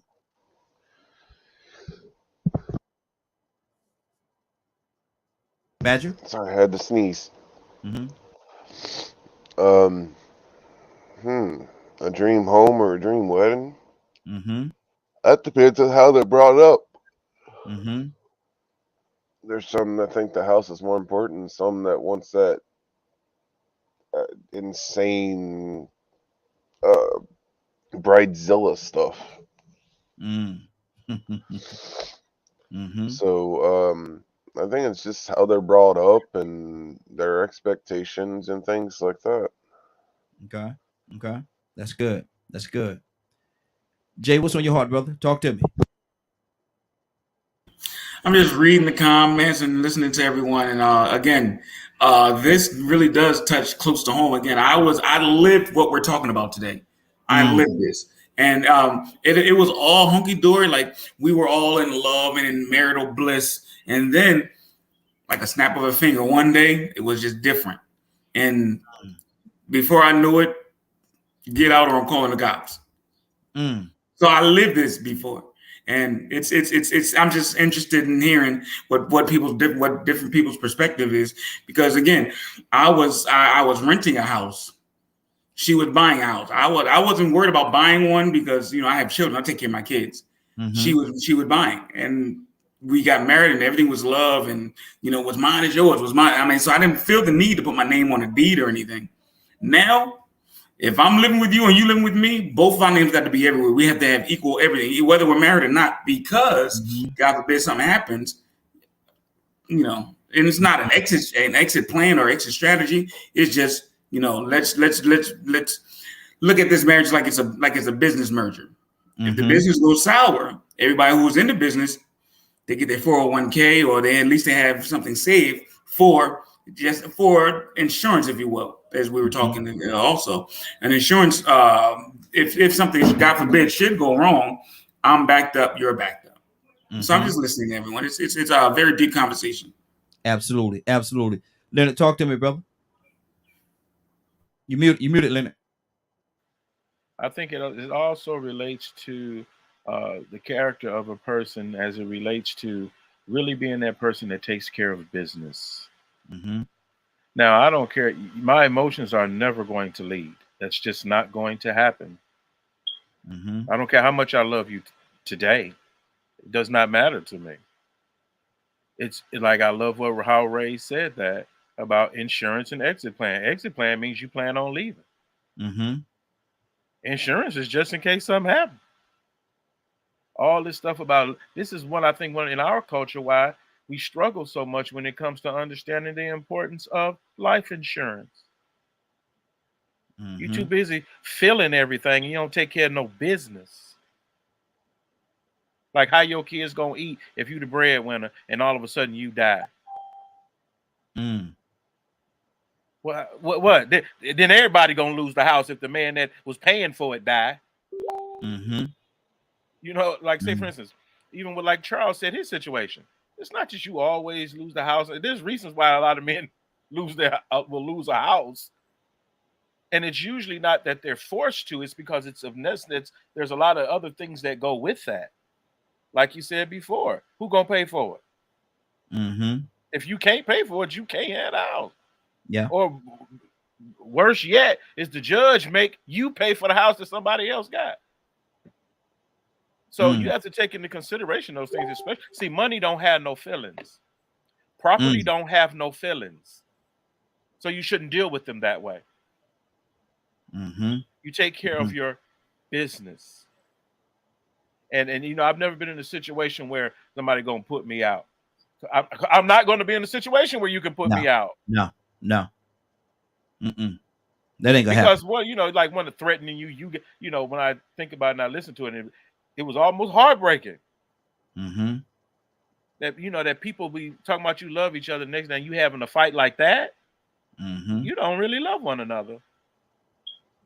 And that goes back to the conversation we had a couple of days ago. Did we forget that we love each other? Did we forget? Right. I mean, Did we forget? Hold on, now we arguing like this. Did we forget we love each other? So why are we arguing like this? Why you got that knife in your hand? What that knife for? And you know, You just sit around, take us home? and like I love what Miss Willow was saying, because she performs wedding just like Miss Cassandra and things like that. So, and then people who do wedding counseling, marriage counseling, excuse me. Yes. You know, you may have the perception, but man, you need to know the woman you hooking up with. I mean, come on, why would you marry a woman that would do those types of things to you, especially if you knew she had the capability to do so? Why would you? I mean, I would think, I'm not sure about young, I don't know if y'all just, I don't know. Why would you choose a woman? There's signs usually, is what I'm saying, that you could use. Yeah. And we talk about this as if it's in the dark ages or whatever. I know some women buy their own ring. Come on now. Yeah, they got women buying their own ring. I've seen so many videos here lately. Man, where the woman is down on one knee, talking about, will you marry me? Come on. And look, when Charles was talking about any woman, blah, blah, blah. Do you know how much a gay man will spend on a wedding? 30, forget that 30,000. They'll go 2 men.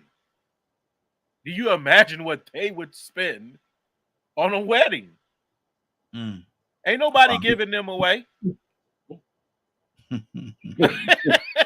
Lord, boy, we just took a turn. I'm gonna tell y'all something. We just took an abrupt you better turn, double man. that. You better double that. I ain't seen no signal light. I ain't seen nothing. None of that. We just took a turn. We were talking about weddings, bro. This ain't even Wednesday. And some of the most lavish weddings I've seen these last 3 months just happened to be, and they are spending masses of amounts of money on weddings. Our topic today, and we've actually already been talking about our topic for the day, but I'm gonna put it on the screen just for the sake of conversation, because people are gonna say you didn't get to the topic. We already talked about the topic. The topic is take time to know her or him. Take time to know her. Is that the topic right here? Yes, that's the topic. Take time. You did that very well. You see how the thing tied together? Yeah. Yeah. See, boy, look at here, boy. Right. Yes, sir.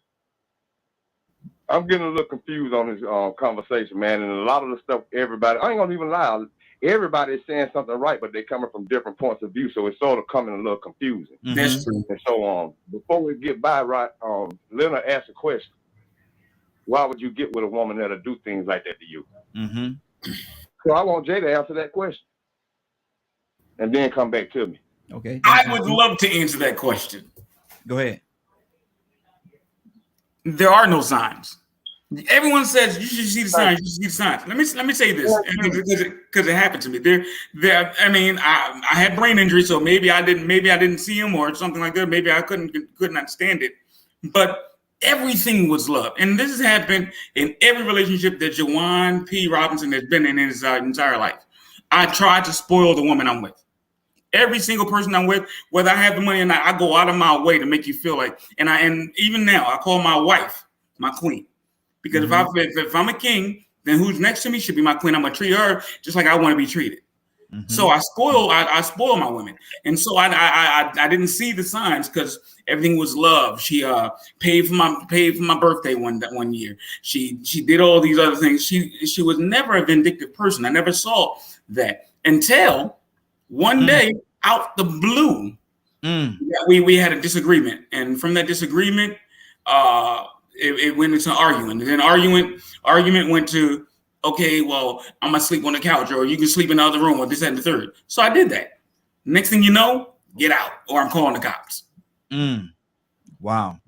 So at the end of the day, it's good not to have an exit plan, as some of us are saying, but to have insurance just in case moments. That's how I feel. So I am married now.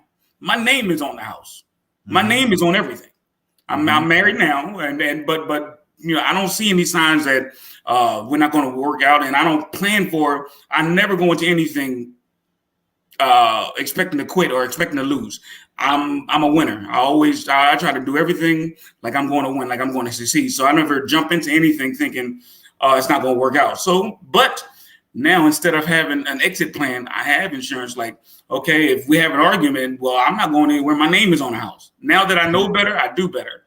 So now that even if my name wasn't on the house, I know I get mail here. So I know you can't just put me out for any old thing. I didn't know those things back then. Now I know these things. So now I don't have an exit plan. I just have insurance, if you will, since we've been talking about that, for unforeseen event. I'll say it that way. That's good. That's good.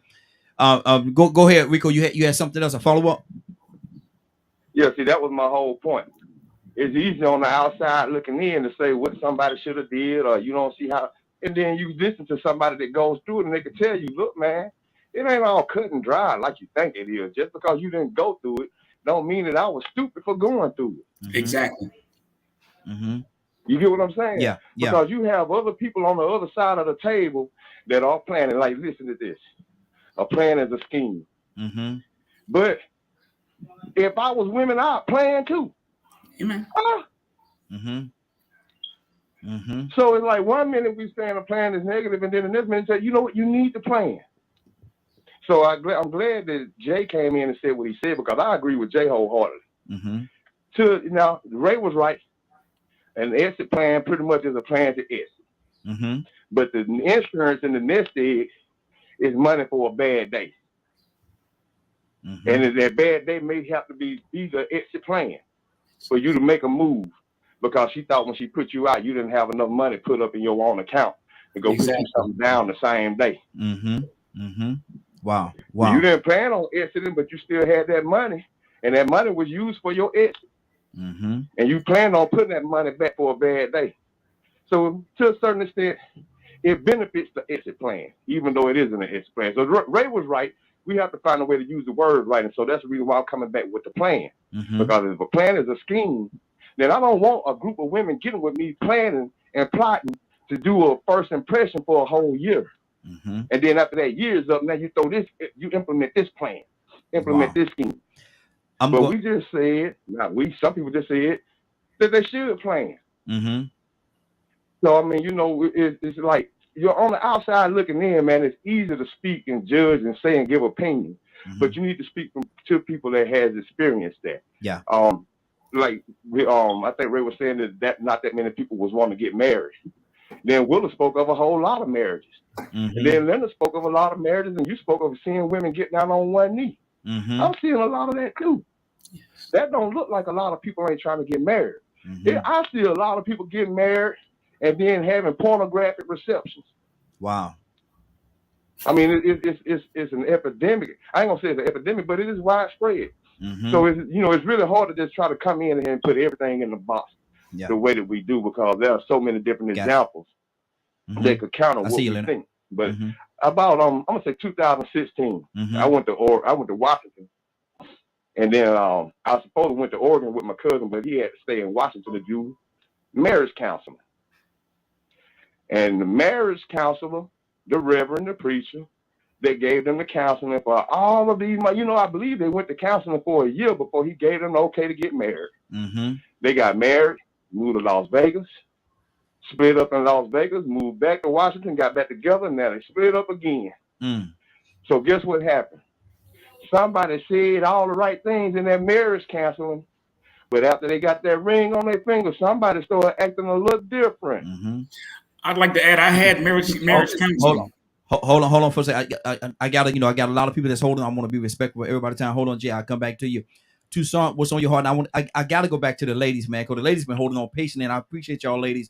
I got to go to them as well. Badger been holding on for a minute too, so I got to touch him as too. But let me go right now to Tucson. Tucson, what's on your heart?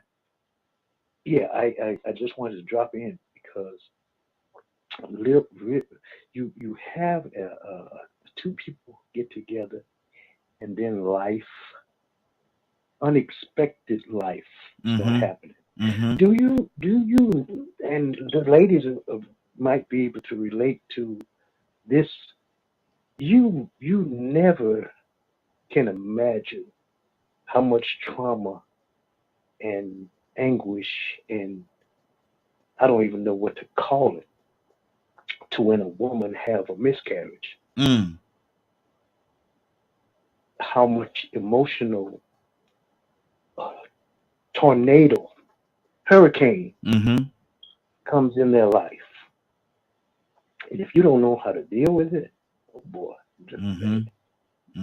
And then uh, nobody expected Katrina, Yeah.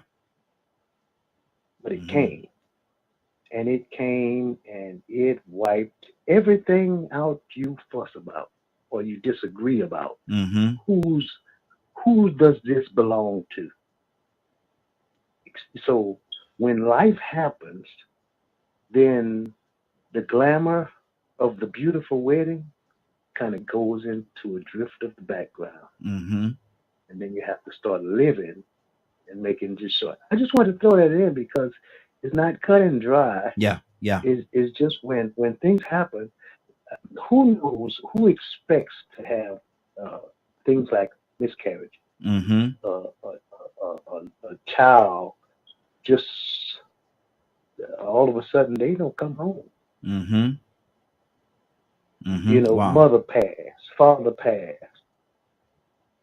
um, and then that happens in the relationship, and then you find out the real to you come out.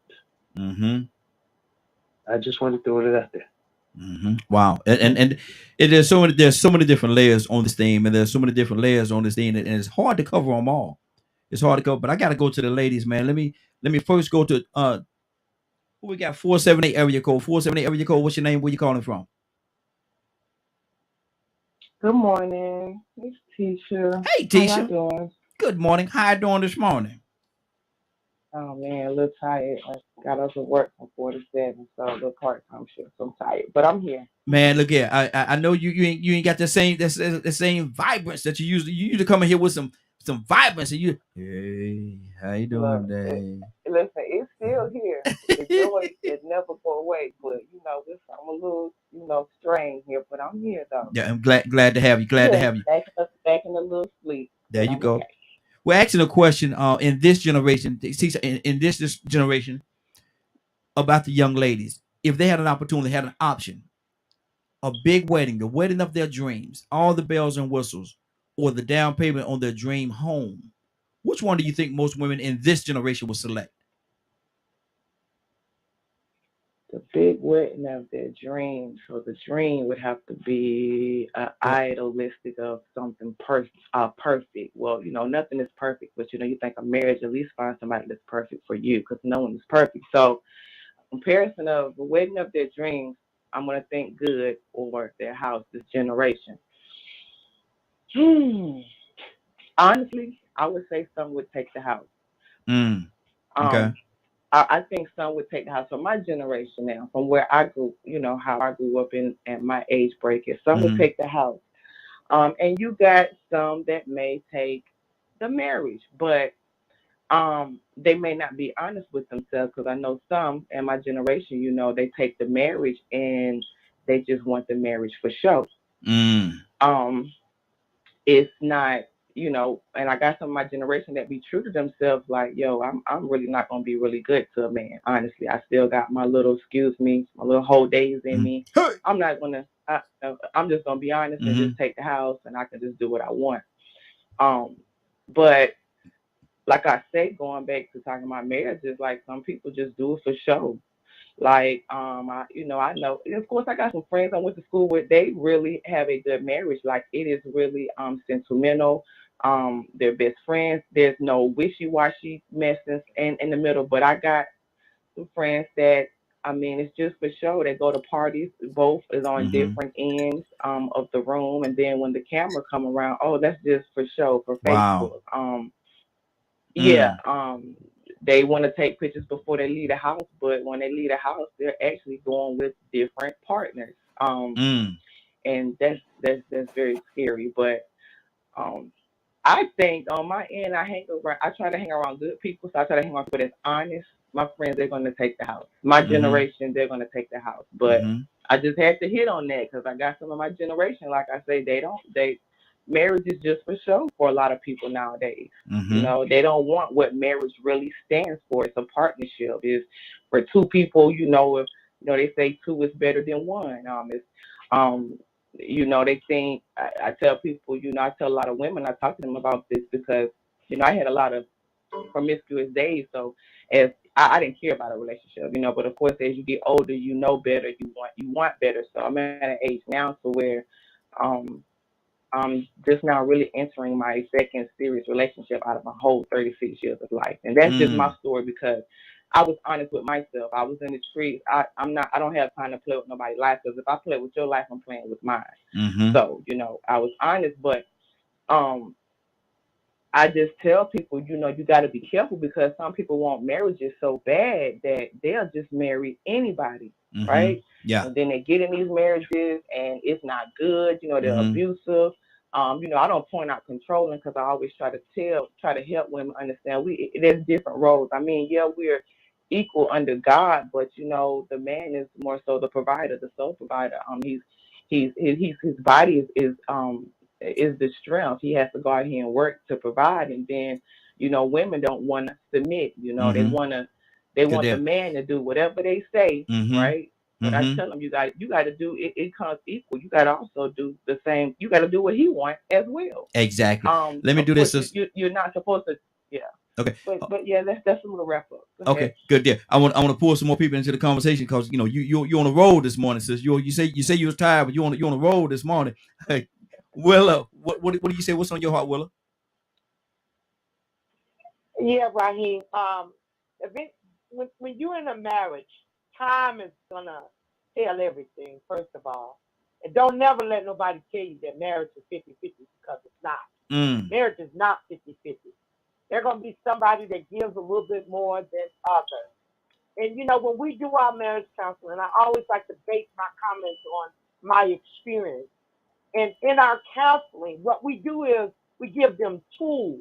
Now, I think somebody said that, when you're in love, then all of a sudden you get to fighting and arguing. That has nothing to do with the love because people change and things happen, but that doesn't mean I love you. Have you ever heard somebody tell you, I love you, but I cheated on you? Wow. So that has nothing to do with the love. But what it has to do with is in a marriage, because regardless, you're still supposed to have that unconditional love that we don't have, that we have to grow into. Okay. That means that I love you, but sometimes I don't like you. You do things that I don't like. But even with that, you can come up out of there. People get into situations and instead of resolving it, they like to take the easy way out. See, marriages work sometimes. And a lot of us are lazy procrastinators. We don't want to work. Oh, she ain't worth going through it. But marriage, when you love, let me tell you something. When you love somebody, I mean, love covers a multitude of things. I could go on and on about what the counselor does that we give. We give tools. We don't get in nobody's business. We give tools that you can use in your marriage. And this is the last. In a marriage, communication Come on. is the number one access to keeping your marriage strong. And that's what I have to say.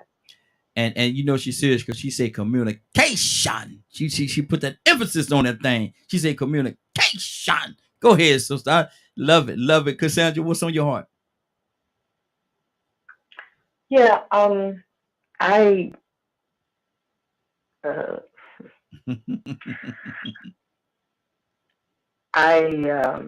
Come on.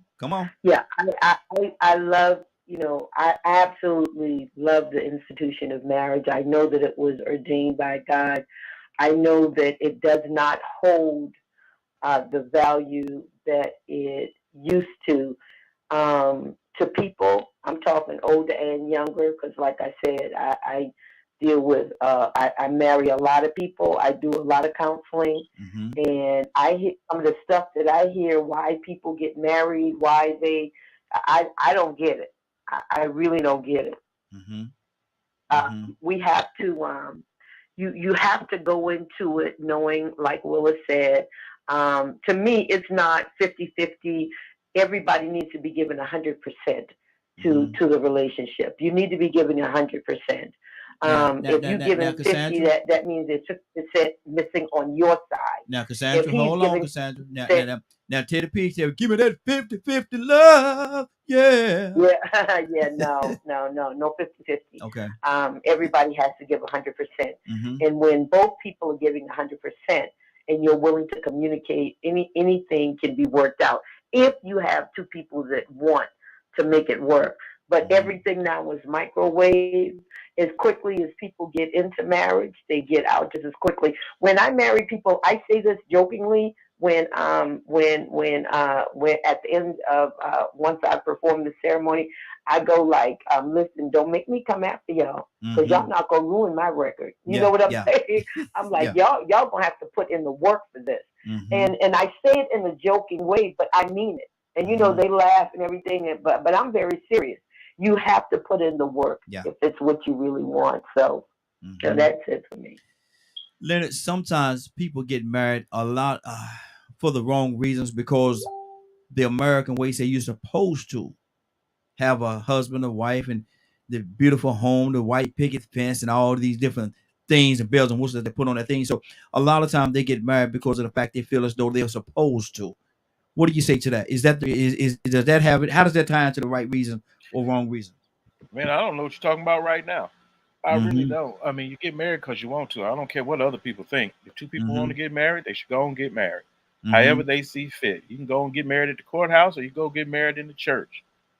Just make sure that's what you want to do. If it don't work out, oh well. What about them shotgun weddings? Well, I mean, hey, sometimes that's what's best as well. You know, it just depends on the circumstances. Because a lot of people don't. You know, why would I get married because of why you want me to be married? Them shotgun weddings. A lot of them fellas didn't want to get married. Look here, the dad said, "Look at here, man. You got my daughter pregnant." And that's another thing we didn't. That's another thing we skipped over. It ain't like that no more. So for whatever reason, you know, people are being married now for lots of different reasons. No, they ain't gonna be like your grandmama and them why they got married. No, it's not gonna be like that. You're gonna get married for another reason, but that don't mean your reason is not as good. Does it last? I've been married for what 23 years. And I can honestly tell you, because I don't focus on other people's BS, I don't have a lot of problems.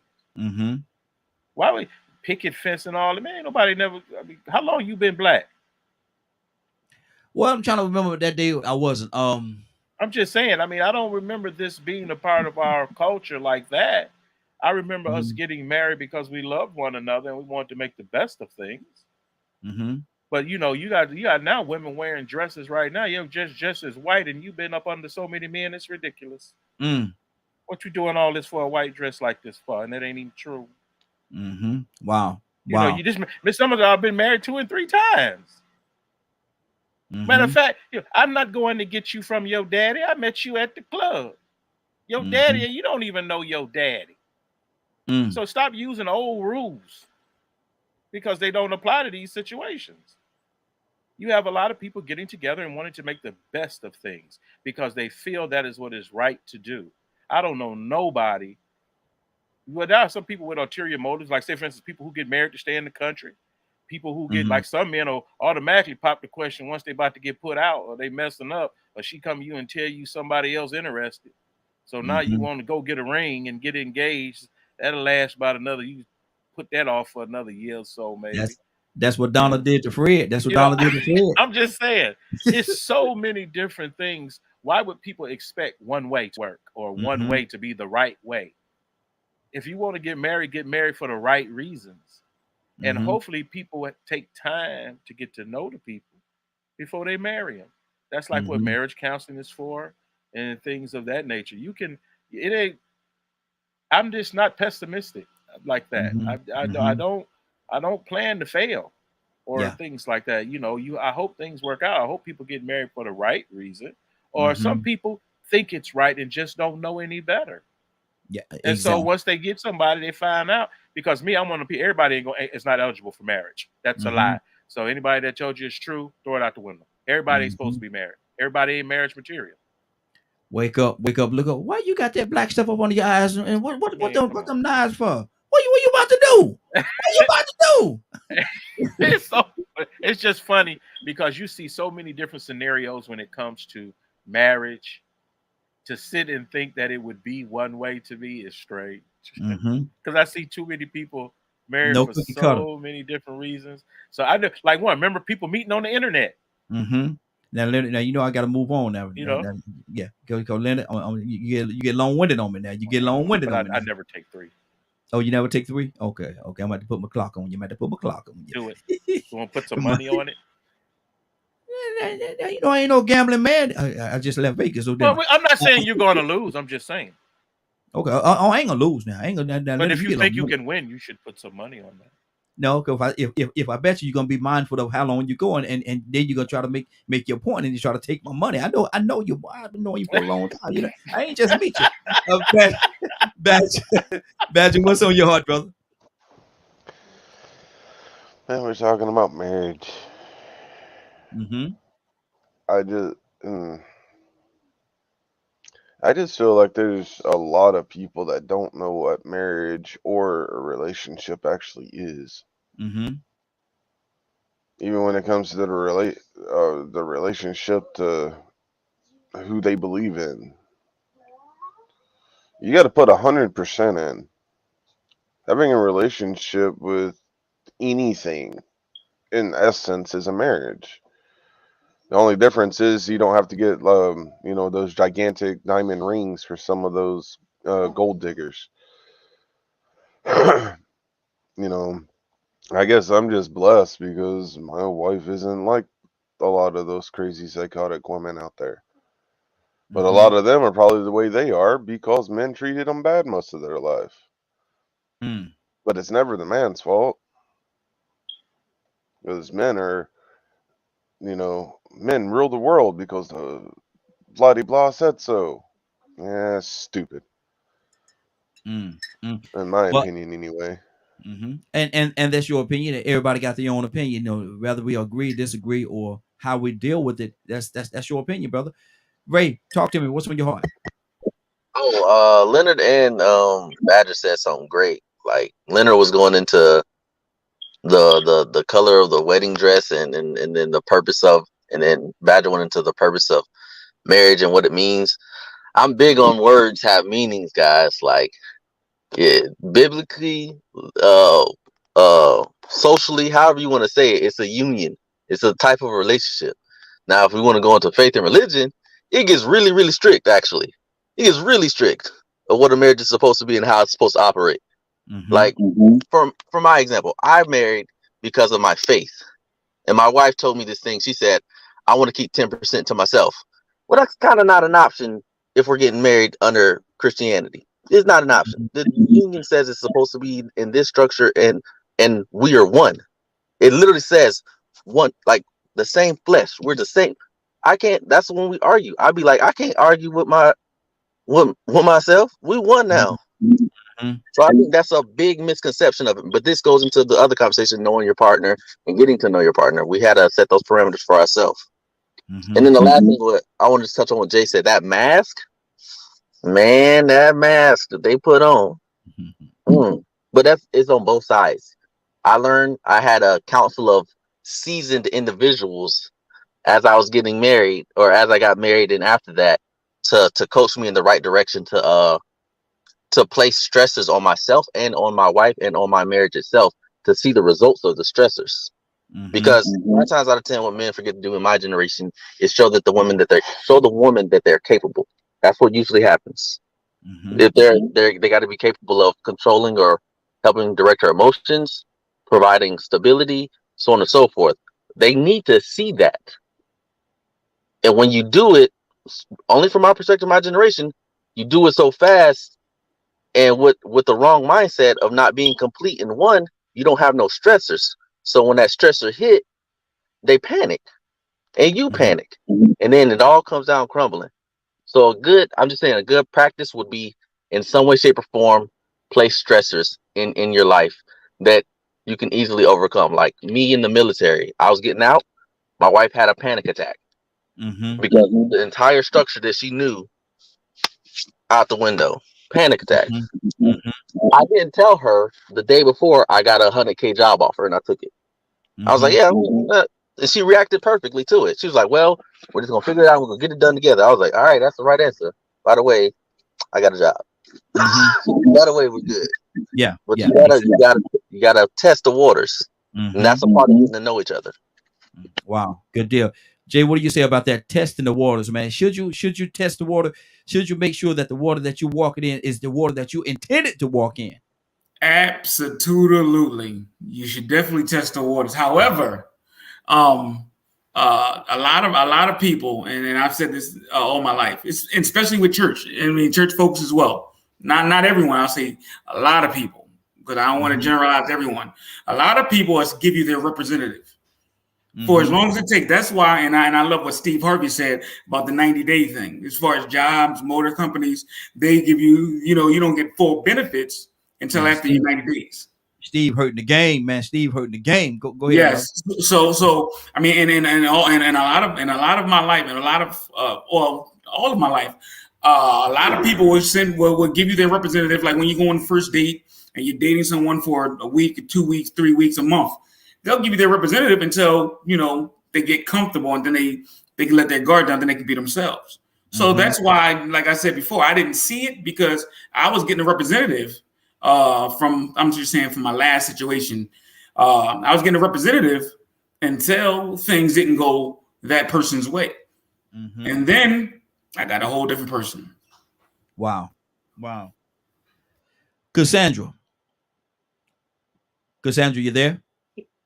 Yes, sir. Cassandra, what are some of the questions that during the courtship, even before you get to the place of marriage, what are some of the questions that should be asked of the other person? You need to, we take this for granted, but you really do need to know their spiritual place. I mean, are they Christians? Are they Muslim? Because the Bible says about walking, being unequally yoked. So you want to make sure that you're walking at least in the same direction. You need to find out about children. You need to find out about finances. You need to discuss everything that could affect your marriage in a negative way. Those things need to be discussed. I can tell you, most people do not discuss them. I mean, when I sit and counsel people and I say, well, have you guys talked about this? They look at each other like, no, we didn't think about that. So it's if they get in counseling, because sometimes I don't have the time to counsel people because I work with agencies that actually send people to me that are trying to get married. And so they're not looking for counseling. They may want to get married that day, the next day. But there are questions that need to be asked. But if a person is 25 and over, if they want to get married, and even if they're younger, who am I to tell them no? So yes, you can counsel people. I've seen people counsel people and they break up 6 months after the wedding. And then I've counseled people that I didn't counsel people, and they've been together 20 years. So we can put our spin on it, what we feel like should happen. But I'm sort of like Leonard on that. If two adults want to get married, then yes, I can talk to you, but the final decision is yours. Yeah, exactly. What do you say to that? What are some of the questions? You say you do marriage counseling as well. So what are some of the questions that should be asked that are not asked before the marriage? Rico, coming to you next, brother. Cassandra, she covered a lot of it because those are the same things that we go over, but we call it baggage. People have different baggage that they bring to the relationship.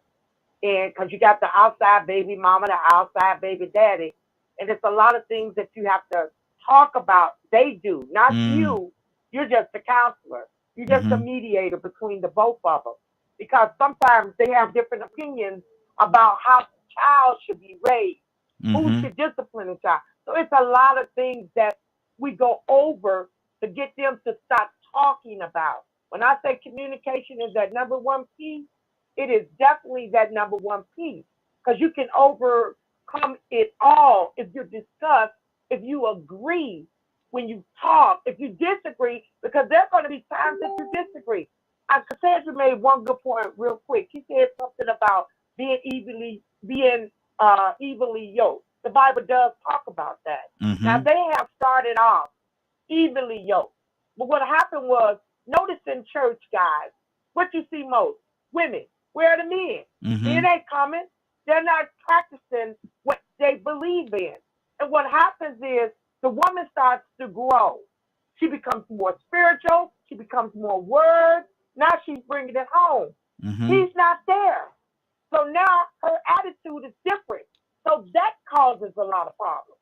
See, because now when she used to smoke weed, she ain't smoking it no more. He's smoking it. So now you got problems. So you got to look at those things as well, too, Raheem. Good deal. Good deal. Rico, and this is I'm switching gears just a little. Rico, you there? Yeah, I'm right there. Okay, I'm switching gears a little bit. If a person if you're about to get married, and I don't know you know your situation and stuff like that in regards to what I'm about to ask, and the young lady, she comes to you, say, look, I need to know what your credit score is. Should that have any bearing on whether y'all get married or how she view you, your credit score? It depends.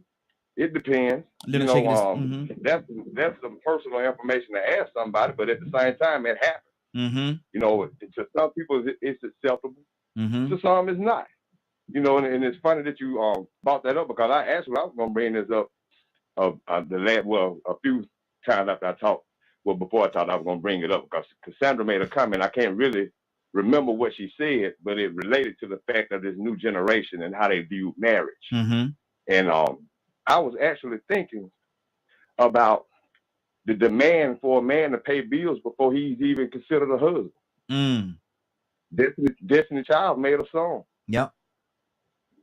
And if you listen to a lot of comedians, or you just listen to a lot of women that like to speak their minds and have a platform, they'll let you know right off top, can you handle one of these bills? So that also goes along somewhat with the credit score thing you're talking about. See, it gets to a point where you start realizing that people have different motivations and they have different value systems. You know, so I want to sort of go back to what Cassandra and Willa was talking about the counseling, because I've mentioned that before I ended the last time about my cousin going to marriage counseling. I witnessed that firsthand. And I witnessed their divorce, and I saw how his wife put on a mask and said what she needed to say to the counselor, the pastor, to get his okay. He married them. Had a big wedding, you know what I'm saying? People flew in from down here to go out there and be his best men and stuff. I mean, all of that. Relocated. And guess what? She didn't handle herself nowhere near like a wife. He said everything that pastor and that counselor needed to hear to say that, you know what, I'm going to go ahead and give y'all my blessing. And she switched it up. So I'm so glad Jay called in, man, because that mask that he talks about. So, you know, we could easily go back and say, well, you should look for this and you should look for that. You should look for this. But do you know how long those people at Enron screwed those customers over? Do you know how long Bernie Madoff screwed people over? But they should have known better. They should have looked out for this and they should have looked out for that. But see, when you trust people and when you think people are being honest, sometimes you might let your guard down and make yourself vulnerable. So that's what happens with these marriages. Because just like Cassandra said, I've seen somebody be together 9 years, live together, get marriage counseling, get married in July and be divorced by December. And have a big wedding. Have the big ceremony, all the opulence, everything you could think of. But it didn't last because they was more concerned about the image. And everybody on the outside looking in thought, you know what, man, they got the perfect relationship. They've been together since high school. you know when they get married, they're gonna live together and they're gonna die together. Mm-hmm. They just gonna, they're going to the end. They didn't last 6 months. Yeah.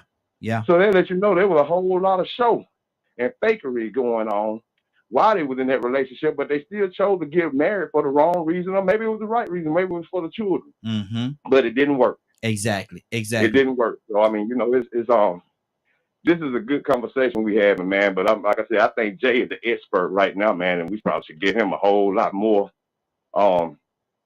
airtime because he can actually help people more than most of us with an opinion that haven't been in that situation. Exactly. Exactly. And we talking about our credit score and stuff like that, and you talking about Beyonce made that song, can you pay bills? Can you pay my bills? Well, what's her name? Gwen Gutner made a song a couple of years ago, and it started like this: bill collectors at my door. Ain't nothing going on but the rent. You gotta have a job if you want to be with me. It's so many different things, man, that go on. But that credit score is something that's real serious, man. That credit score. But right now, I want to go to the phone line. Bishop, good morning, sir. How you doing this morning? Bishop, you there? Bishop, wake up and go to sleep. Wake up and go to sleep. While we waiting on Bishop. Jay, you got somebody there with you, brother? Hold on, hold on. Yeah, that's my lovely wife. I'm sorry. Hey, young lady, how you doing?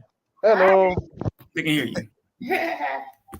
Hey, we asking a question that Jay, can I pull into the conversation? Yes, you can. I would actually like to hear her opinion, as a matter of fact. So okay, good deal. Hey, I gotta do it in order, brother. I gotta, hey, I gotta ask the man of the house. Can I bring his queen in?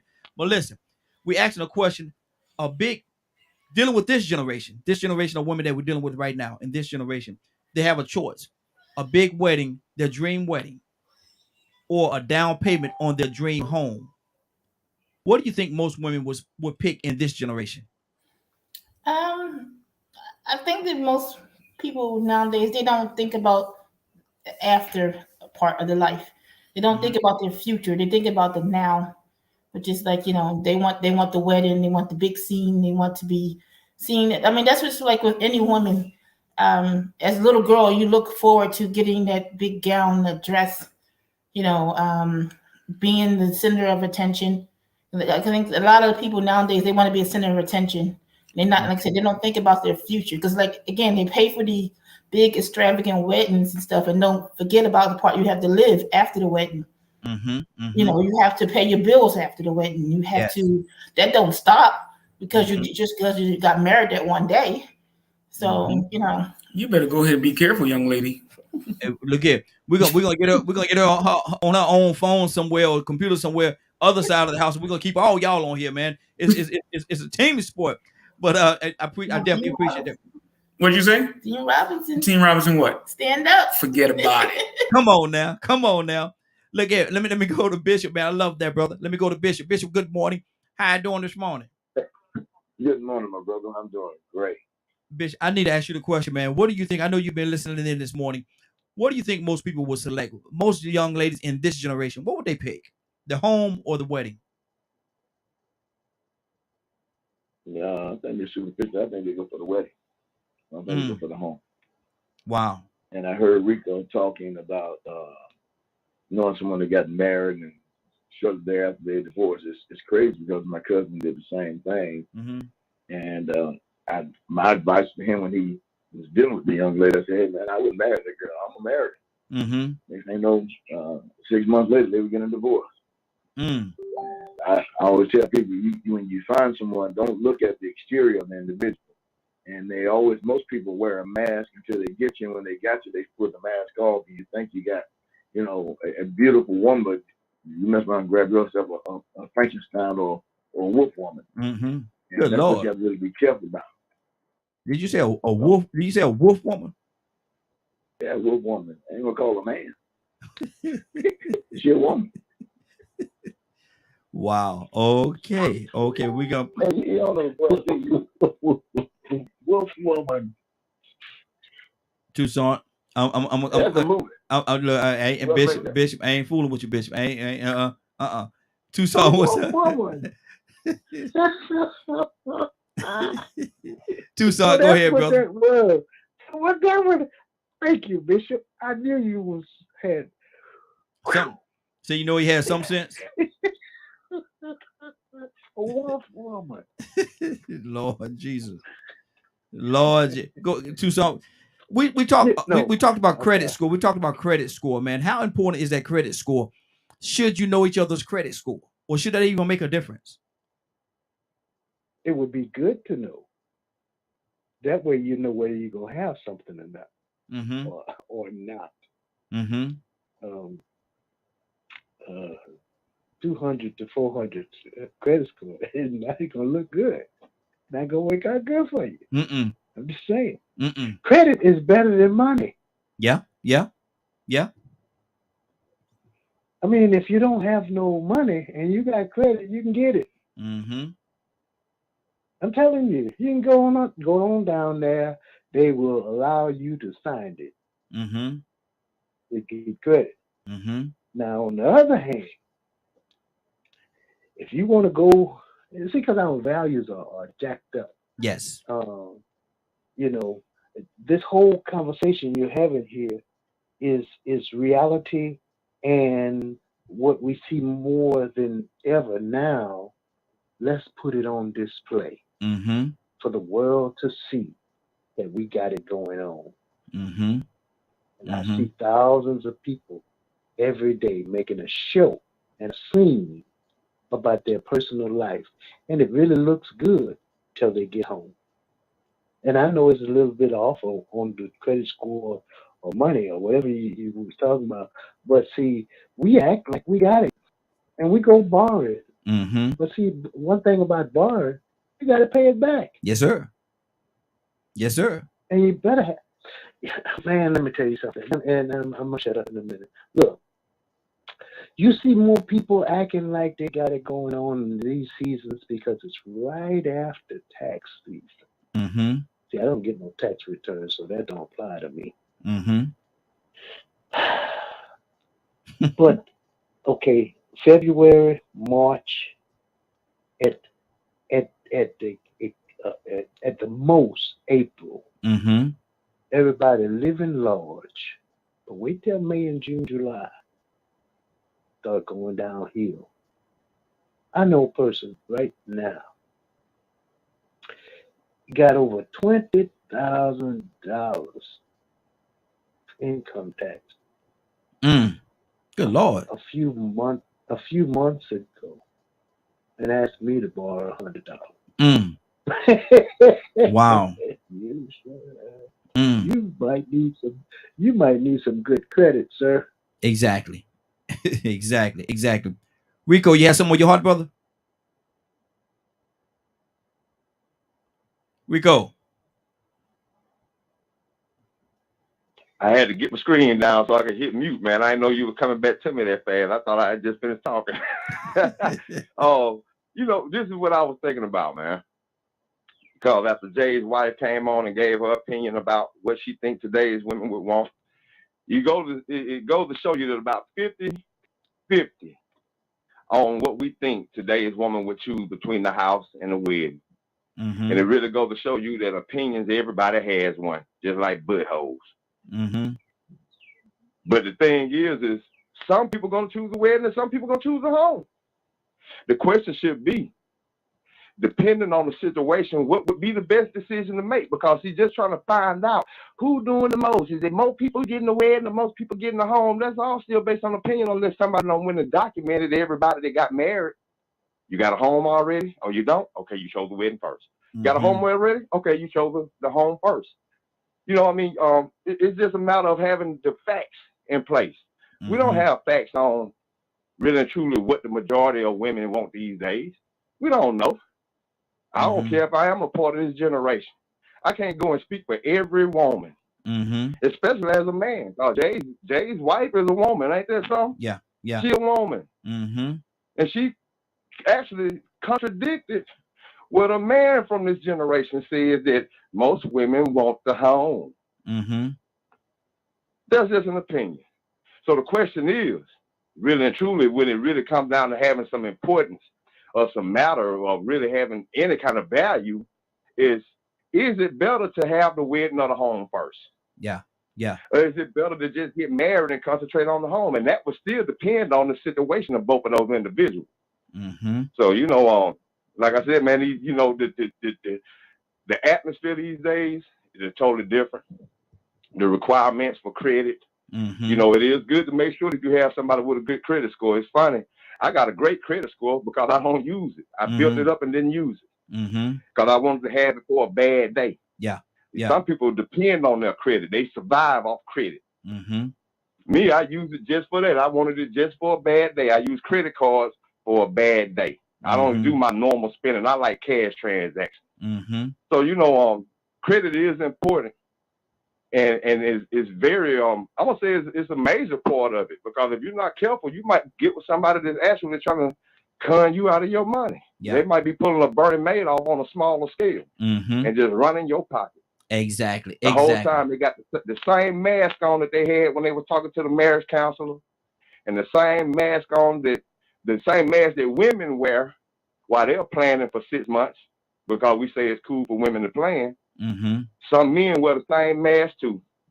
Some men wear masks so heavy that when they walk out the door, they put on a dress and some makeup, and you don't even know that's your man holding hands with that other man. Wow. Badger, you had something on your heart, brother? That's a lot, man. This conversation this morning, man, is deep. It's real deep. Yeah. In today's society, there is a lot of judgment and different things like that everyone has to deal with all the time. And I'm talking about in the sense of there's acceptance, knowing what a relationship means, not just a definition, but knowing what a relationship actually is, knowing what devotion is, knowing what putting 100% in, what that actually means. And me stepping back and always being, a terminology I always use is always being in the shadows. Observe, watch, listen, and figure out what fits me and what doesn't. So a lot of times when I'm listening or when I'm observing, I weigh everything. And to me, that gives accountability to different things. So in a relationship, or when you're dating someone, before you even ask them to marry or anything like that, find out what their faith is. Does it go with yours? If it isn't exactly like yours, is it something that you can live with, that you're not going to belittle them for later down the road? Find out if they're all about the money. Because there are some relationships where the man has a bank account and the woman has a bank account, and they take care of their money separately. Is that bad, wrong, evil? So it's about getting to know the person, the real person. Yeah. Ask them uncomfortable questions. Ask them straight up. Hey, if 10 years after we get married, right? All of a sudden I can't perform. Are you going to leave me? And if they laugh before they answer, that probably means there's a possibility they will. Yeah. Yeah. So use your brain. You have this beautiful, amazing thing that we are born with, and people want to walk around like a bunch of ignorant fools and let everyone else control and decide who they are.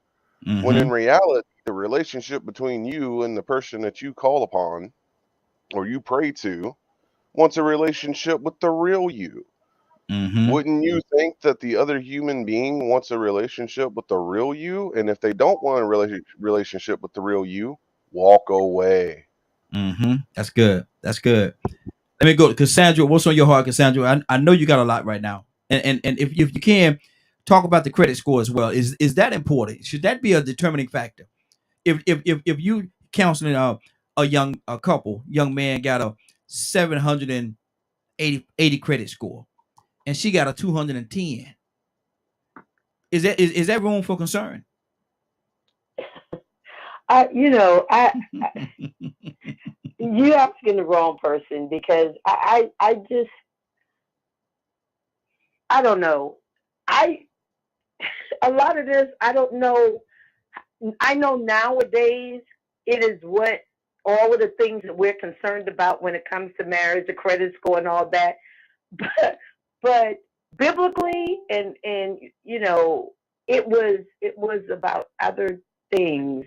And I like to think of marriage as something where two people that love each other. I'm not saying being blind, ignorant, and just going in, with no money, willy nilly. I'm not talking about that. And yes, you need to have that concern, but maybe he'll be the person that balances her off, and he would handle the money, because she's not, obviously she doesn't handle money well. He could help her, build, if you love each other. I'm not thinking about it in a financial, because I don't feel like that is what your marriage should be about. It should be about two people coming together to help build with each other.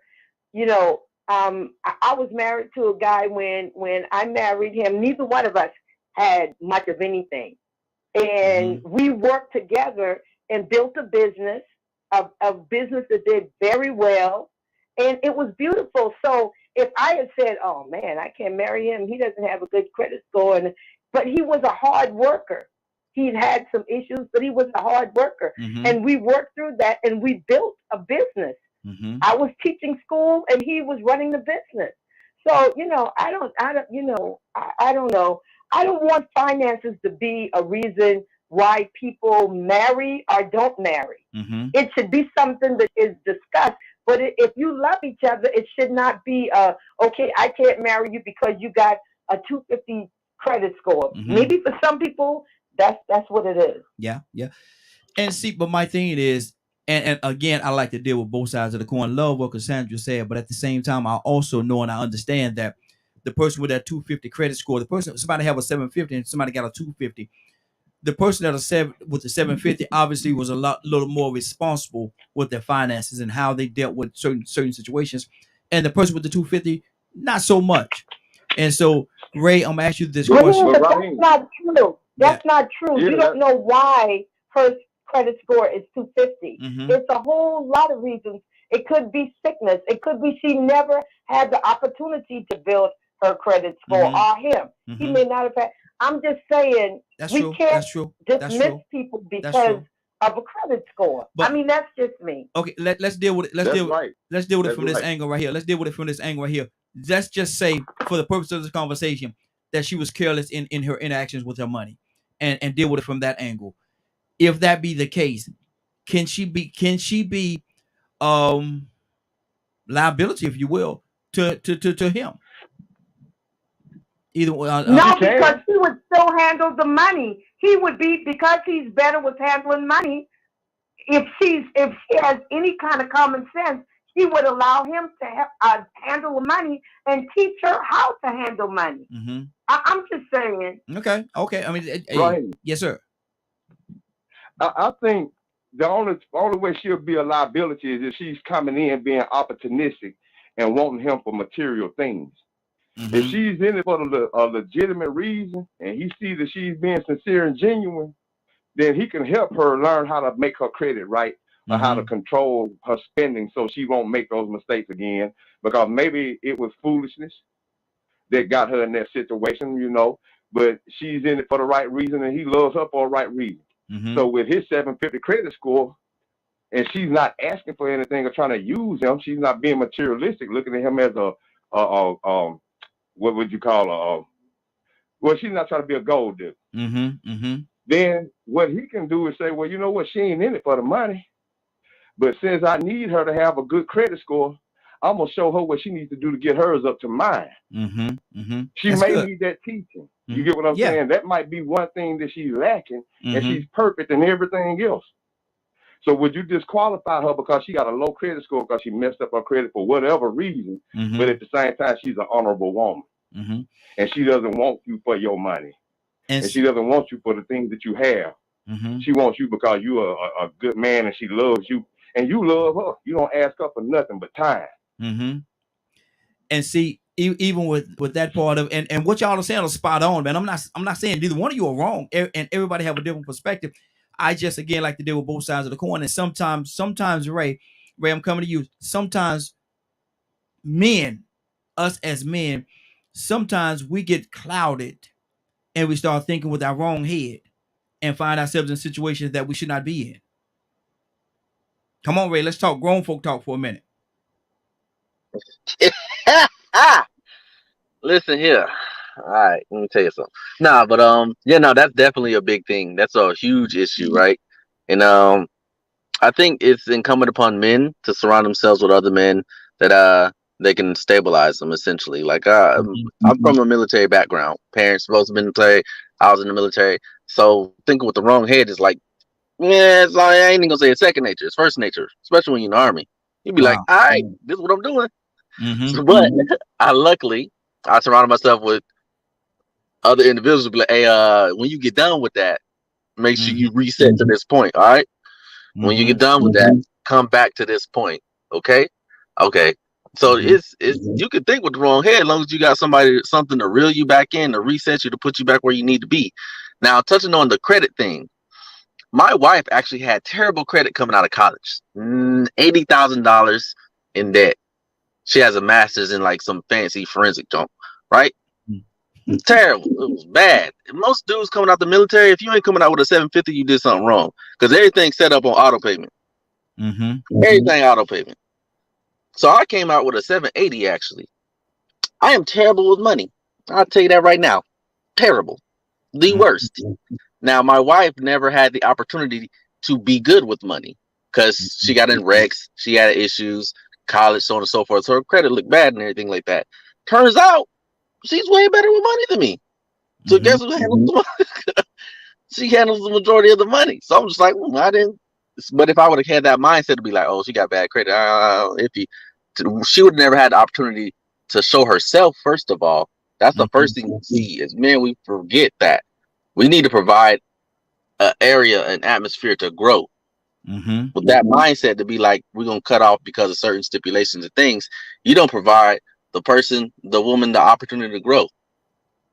So you gotta let them be able to know that they can do something themselves, first of all, and then transfer and do it for the family. How deep are you gonna let that hole or them dig themselves in that hole before you step in?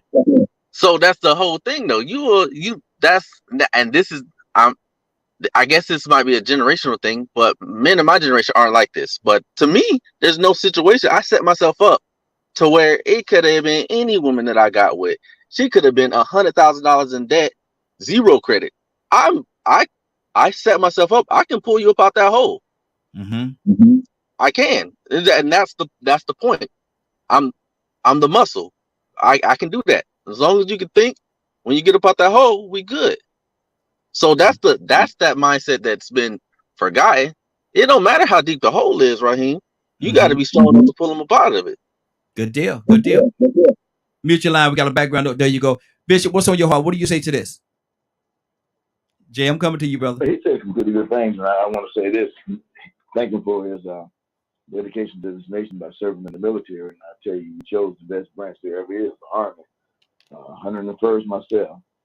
But oh Lord. Oh Lord. I'm going back to the conversation: do women choose the marriage or the house?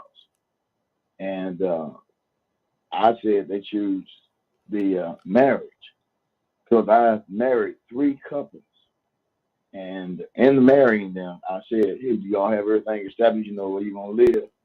And they were so anxious about getting married. Yeah, we got a place, and they end up moving back into the mom and dad house. So that's why I said the marriage. The generation now, and I think a lot of people need to be educated and taught. I don't tell nobody to marry nobody based on no credit score. You marry somebody because that's who you want to be with. Your heart is towards them. But we need to start explaining to them in advance, talking to young people about how important it is to have good credit. Knowing that credit allows you to get just like anything that you want in this world. Mm-hmm. And so you got to focus on these things. You got to educate them. And parents need to do that. They're too big, and I say a lot of people, particularly parents, are too busy trying to see how we're going to pay Rob Peter to pay Paul because we're so far in debt because we bought this. And I even as when I teach, I tell people don't try to keep up with the Joneses. You live your life. Don't worry about what they have with an opportunity. When you have the opportunity to get, then you go get. But right now, stay within your realm and build from this perspective. But talk to your children and enlighten them on the credit part. But the question at hand is: do the young girls, choose the marriage or the house? And I say the marriage. Mm-hmm. They spend all this money. These guys spend all this money. And women become bridezillas. You hear them say that. Oh, she's a bridezilla. She's a bridezilla. Mm-hmm. So they're excited about that day. But then, after it's all said and done, you got to live with this cat after that wedding day. Absolutely. Absolutely. With you, I had the question the other day. We were talking about, about crying, what I cry. And I told you I cry at weddings because these people don't know what in the world they just ventured over into. Mm-hmm. So, thank you. Good deal. Good deal. Willow, talk to me, Willow. What's on your heart, sis? Hey, Raheem, I was listening to the conversation, and I forgot who said it, but anyway, when you remember the conversation we had about you can lead a horse to water, but you can't make them drink it. Yes. And I'm sure in all our counseling sessions between me and Cassandra and anybody else, I'm sure we're giving good information. But at the end of the day, if you don't decide to take that information and apply it to your life, it was a waste of your time. See, in every last one on this line to look at the person that they had chose and look at had they communicated, had they talked, had they did all the things that they should have done in order to say, you know what, I want to live with this person for the rest of my life. Mm-hmm. Because there are going to be other individuals around you, smarter, prettier, or whatever. But this is the one that I want to look in their eyes. And on their final day, I want to say that I love that person and I gave them all that I wanted to give. Mm-hmm. See, that when you talk about real marriage, you talk about real love, that's what you're looking for. Mm-hmm. Finances, and she could have been a hooker on the street. You know what I'm saying? Could you marry a hooker on the street? Sure you can. You don't know her story. She was 14, ran away from school, and somebody got her in and made her out to be something she wasn't. So all of that can play a factor, but if she's your mate, if she's the one that you love, or she that you love, you can work it out. You can work it out if you want to. You talk about it, and then you say, well, can I live with this the rest of my life? Because guess what? Each and every last one of us are going to get older, and you don't know the future. You don't know what's going to happen when you get 30, when you get 40. Can I live with you when you get 50? So you got to say, you know what? I want to live with this person for the rest of my life. And time is going to be one of the only things that's going to help you make that decision. Wow. That's good. Amen. Amen. We got an amen corner around here. We got an amen corner. Jay, talk to me, brother. That lady is preaching. Hallelujah. I want to say. Hold on. One other time. I got two people talking. Hold on. Go ahead, Jay. Again, she is preaching, and I'm not going to say to the choir. She's preaching to all of us. It's and I got to say this because she's in the other room. I know she can hear me. When I met my wife, I broke my neck the second time, and I was disabled. That woman stayed with me from the time I broke my neck. She met me in the hospital. With me through my surgery and things like that. That woman nursed me back to health. That's why we're married to this day. I love, and I'll die for this woman, and I know this for sure. Now, I wanted to say that I've been married before. I never give up on love, but that's because I didn't understand it. I saw my grandmother and my grandfather married for however long, for my entire life until they passed on. My grandfather was a drunk. He was a woman beater. He was everything. My grandmother went to church. So, I mean, I know the Bible says don't be unequally yoked, but the Bible also says that the unmarried wife will be sanctified by the married husband. If I can get the scripture correct, the unsaved husband will be saved by the saved wife. Meaning, slowly but surely, I watched my grandfather, who did all those things when I was a kid. I watched him slowly get into the church. then get saved, then be the best man that he's ever been. And that's what I always wanted. So when I was looking for a mate, I was going off of what I saw my grandmother, my grandfather. So I chose the wrong one based on what I saw my grandmother, my grandfather go through. But now that I know love in its purest form, I'll say it that way. On a different level. Yes, on a different level. The woman that I'm with right now, I'll jump in front of a car for her. I'll stand in front of a bullet, anything, because I'll give my life because I know she would do the same for me. That's good. That's good. Rico, I think that was you, brother. You had something on your heart? Yeah, man. Amen to Willa and amen to Jay now. I mean, man, y'all, amen to Bishop too. Y'all Bishop said it, man. Like I said, you know, people will put on a mask. They'll say what they need to say in front of that counselor just to get to the ceremony. You know, I mean, so it's like I said, it's very it can go all over the place. It can go all over the place. But the thing is we look at love in its purest form. And it will put you in a situation where you know you love somebody to where you will sacrifice your own life. I love this person so much I'll die for them. Yes. So if I love you that much, I'm not gonna let no man-made creation such as a credit score knock that out the way. Everybody because I see so much more in you than this man-made credit score that everybody feels like had to be a part. Or make it be so important to finding out the integrity or sincerity of the genuine side of a person. You know, I mean, we got to think about this. You know, you threw that in, and it made my stomach hurt when you said it. I'm like, credit score, and I'm like, well, you know what? That sort of relates to the wedding. Yeah. If you really love somebody for the right reason, the wedding ceremony is the small part. Be honest with you, if you're in the middle of a wedding ceremony, you might not even realize anybody else is there because you caught up in the moment of the fact that you fixing to marry this person that you want to live the rest of your life with. And when you leave this world, this is the only person you have ever been with, the last person. Yeah, exactly. Ain't no credit score going to even come into your mind when you don't met the right one, when you truly love somebody.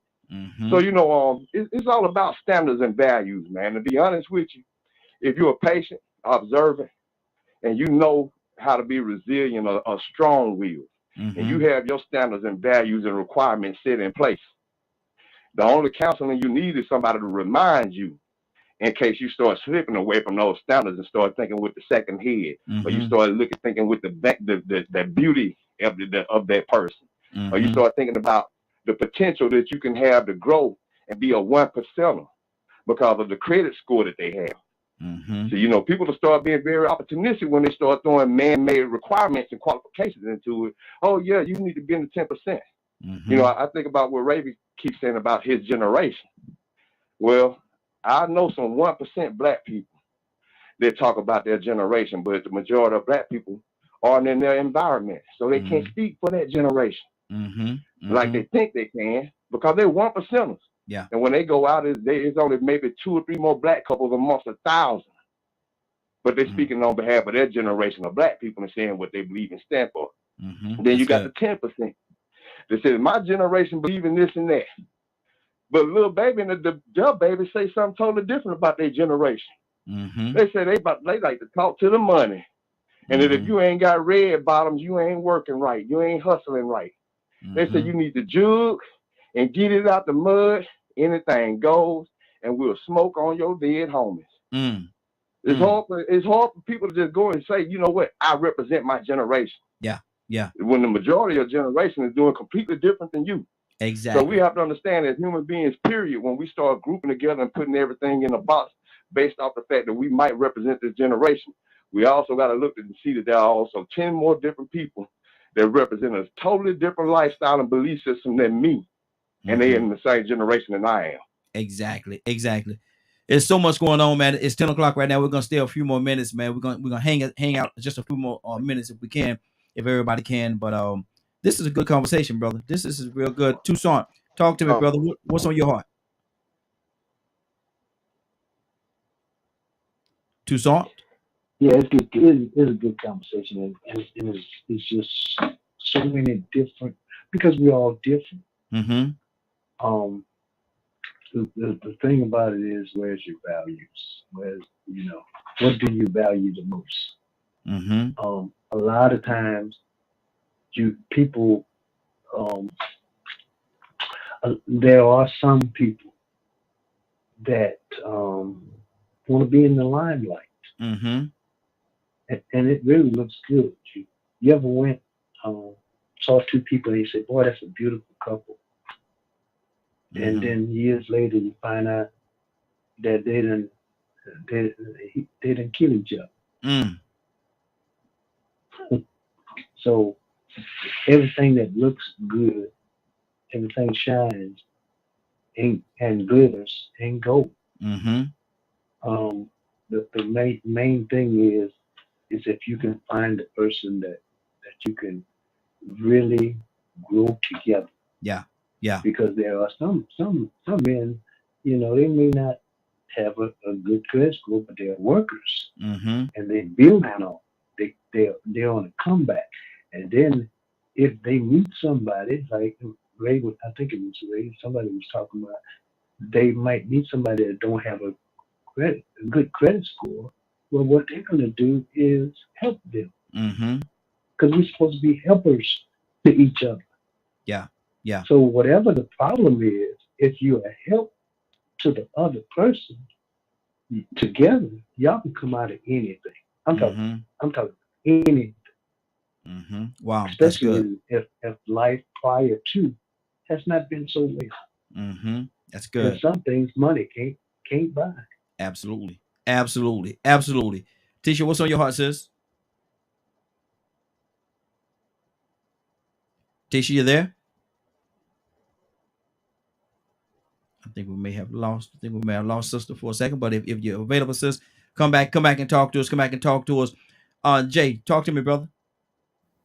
Again, I'm loving the conversation, the combo. I mean, this is a great one. I mean, you are on fire this week, Raheem. But again, it all comes back to communication. Like I didn't understand that before. I was naive, ignorant, if you will. But now every day, first prayer, we pray every morning, every single morning, no matter what. Either me or her, we'll take turns, and then we talk all day long. She's my best friend. I don't want to be away from her. I mean, that type of relationship. And if you have that type of relationship and you're willing to grow together when we're growing, then I believe that you can have a successful marriage. I believe. Exactly. And you say it's been on fire, man. To God be the glory, brother. It's all him, brother. It's all him. Amen. Bishop, what's on your heart?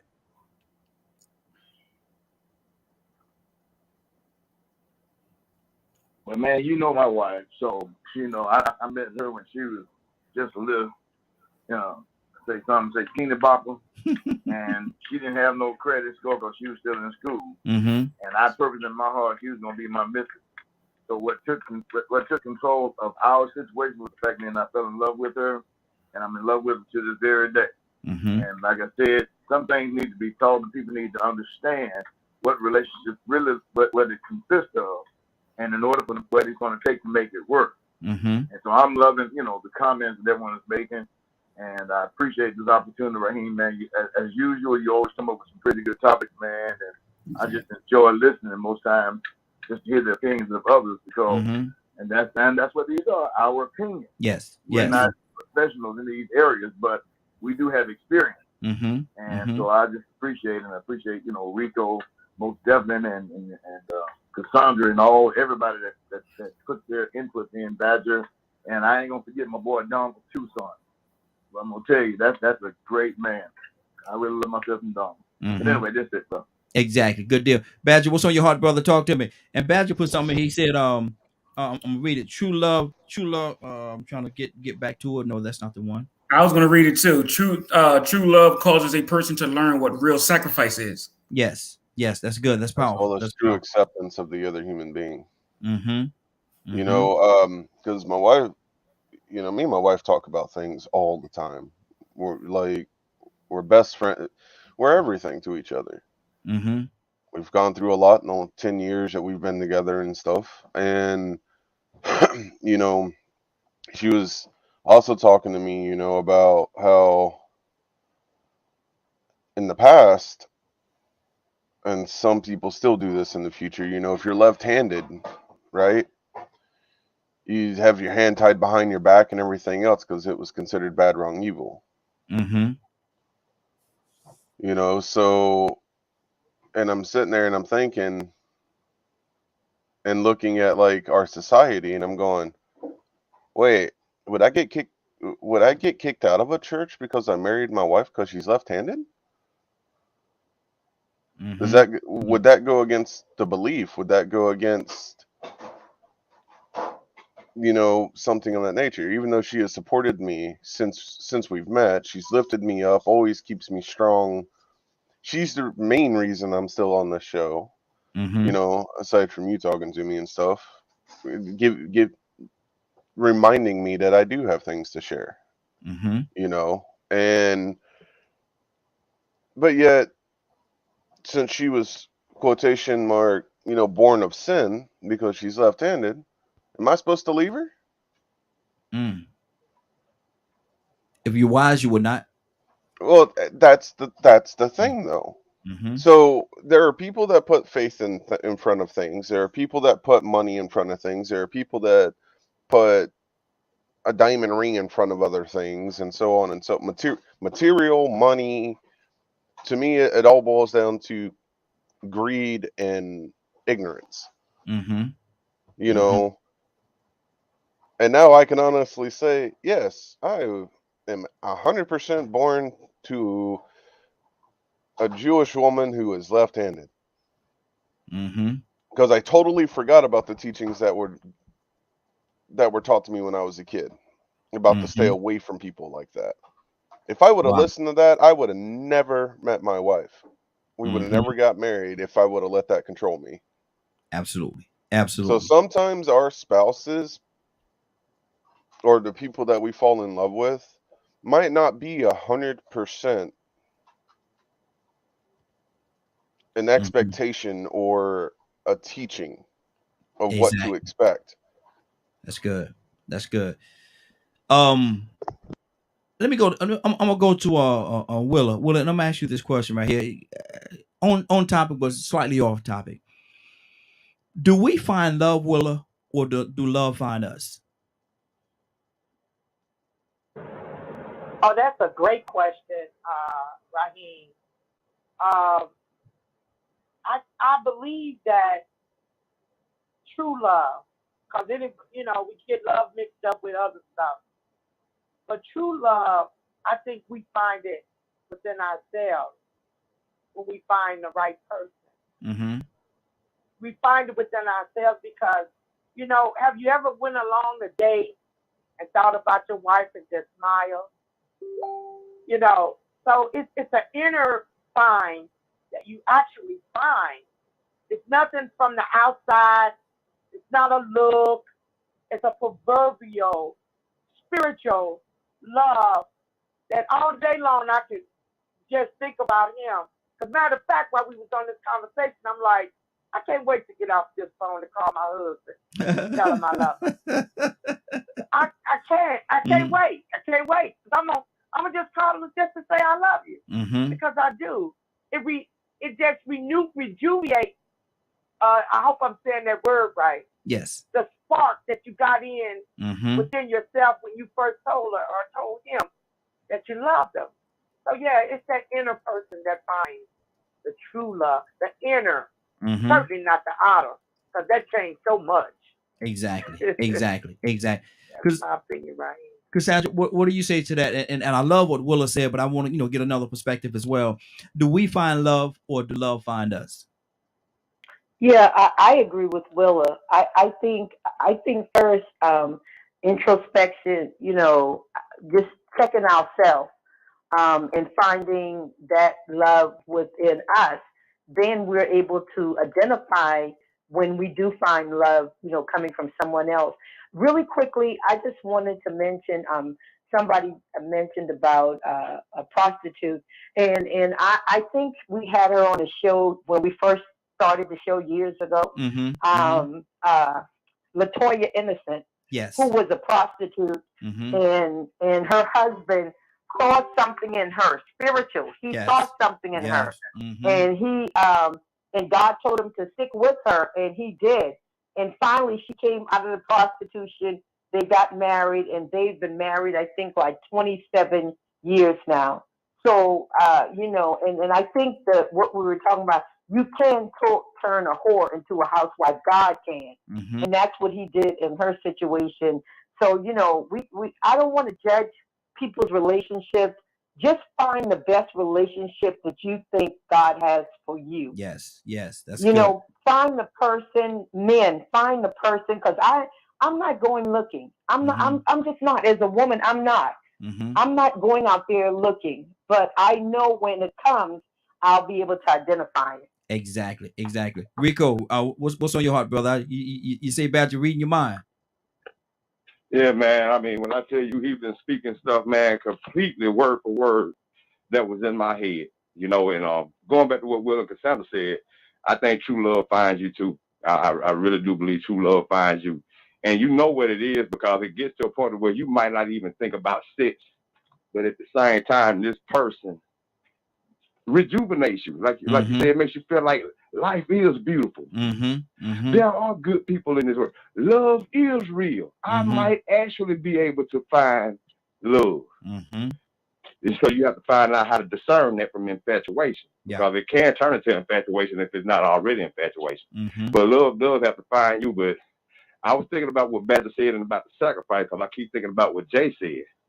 And that is the true definition. I think I said it earlier. If you find yourself willing to sacrifice yourself for another person, that's love. And it might not even be a significant other.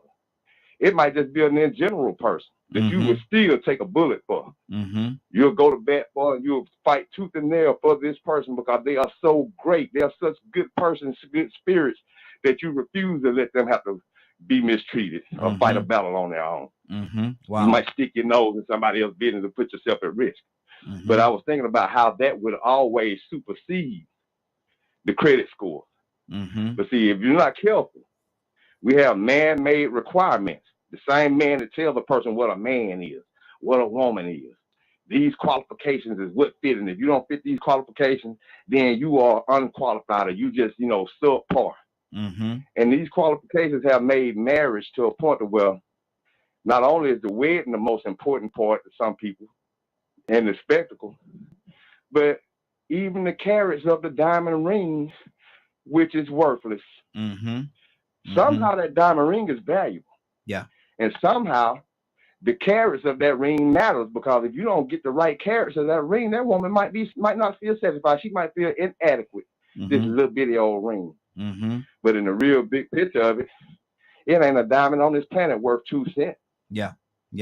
Exactly. It's all about what we value. Jay, read that for me. But that's so important. Yeah. That's so important to that wedding, that diamond ring and how many carats it is. I even saw a woman post yesterday. I know it was a meme, it was a skit. But this woman said that she'd do some time for her man for $100,000 and a 5-carat ring. And I thought about it. That sounds like a skit. But then I had to go back and think again. I know a woman that did go do some federal time for her man. Wow. But then she couldn't get married to him because when she got out after doing the time, he kept doing what he did, and then he got busted again. Wow. It's life, brother. It happens. Read that for me, Jay.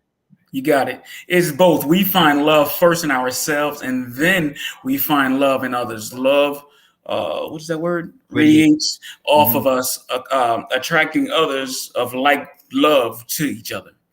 I agree with what everyone's saying. I really do. And that's how I feel like she brings like the other young lady who I believe it was Willa said, just thinking about my wife, just like she's in the other room, just thinking about her, I smile. Just thinking about what she's done for me makes me smile. And like the other young lady said, as soon as we get off this thing, I'm gonna go hug and kiss my wife because like she makes me feel like I can do anything. One thing she told me when we first met, she said, I'm going to show you that it is okay for you to be loved. Because of the stuff that I've been through in my past, I didn't think that it was out there. Love was really out there. Love really exists. But and I feel like preaching now. I see the saying where God said, God so loved the world that he gave his only begotten son. My wife's loved me so much that she sacrifices herself for me in every single way, even when she's hurting. And I'm in pain, that she forgets about her pain to deal with my pain. And that's why I would die for her. Absolutely. Man, listen, we got to get out of here, man. We could be here. It'll be 4:00. We still be talking about this topic, man. And we have to actually revisit it in some kind of form in again in the future. But I want to go to Cassandra right now. Cassandra, what's on your heart? Cassandra? No, I'm good. I'm good. I'm so pleased by the conversation today, and I pray that someone's heart and mind was touched by something that someone said. We all come from different backgrounds, different perspectives, different opinions, but I think that everyone had healthy information to share today, and that's a blessing. Exactly. Toussaint, talk to me, brother. Yeah, it was a good conversation. Can go on and on and on. And I just say, if well, not if God is love, and a lot of times we say, "I found Him." No, you didn't. He seeks us out. And one thing that Cassandra said that made me think about the prophet that went and married Gomer, just to show how much God loves us. You go out there and you go get that woman. She's gonna be a harlot.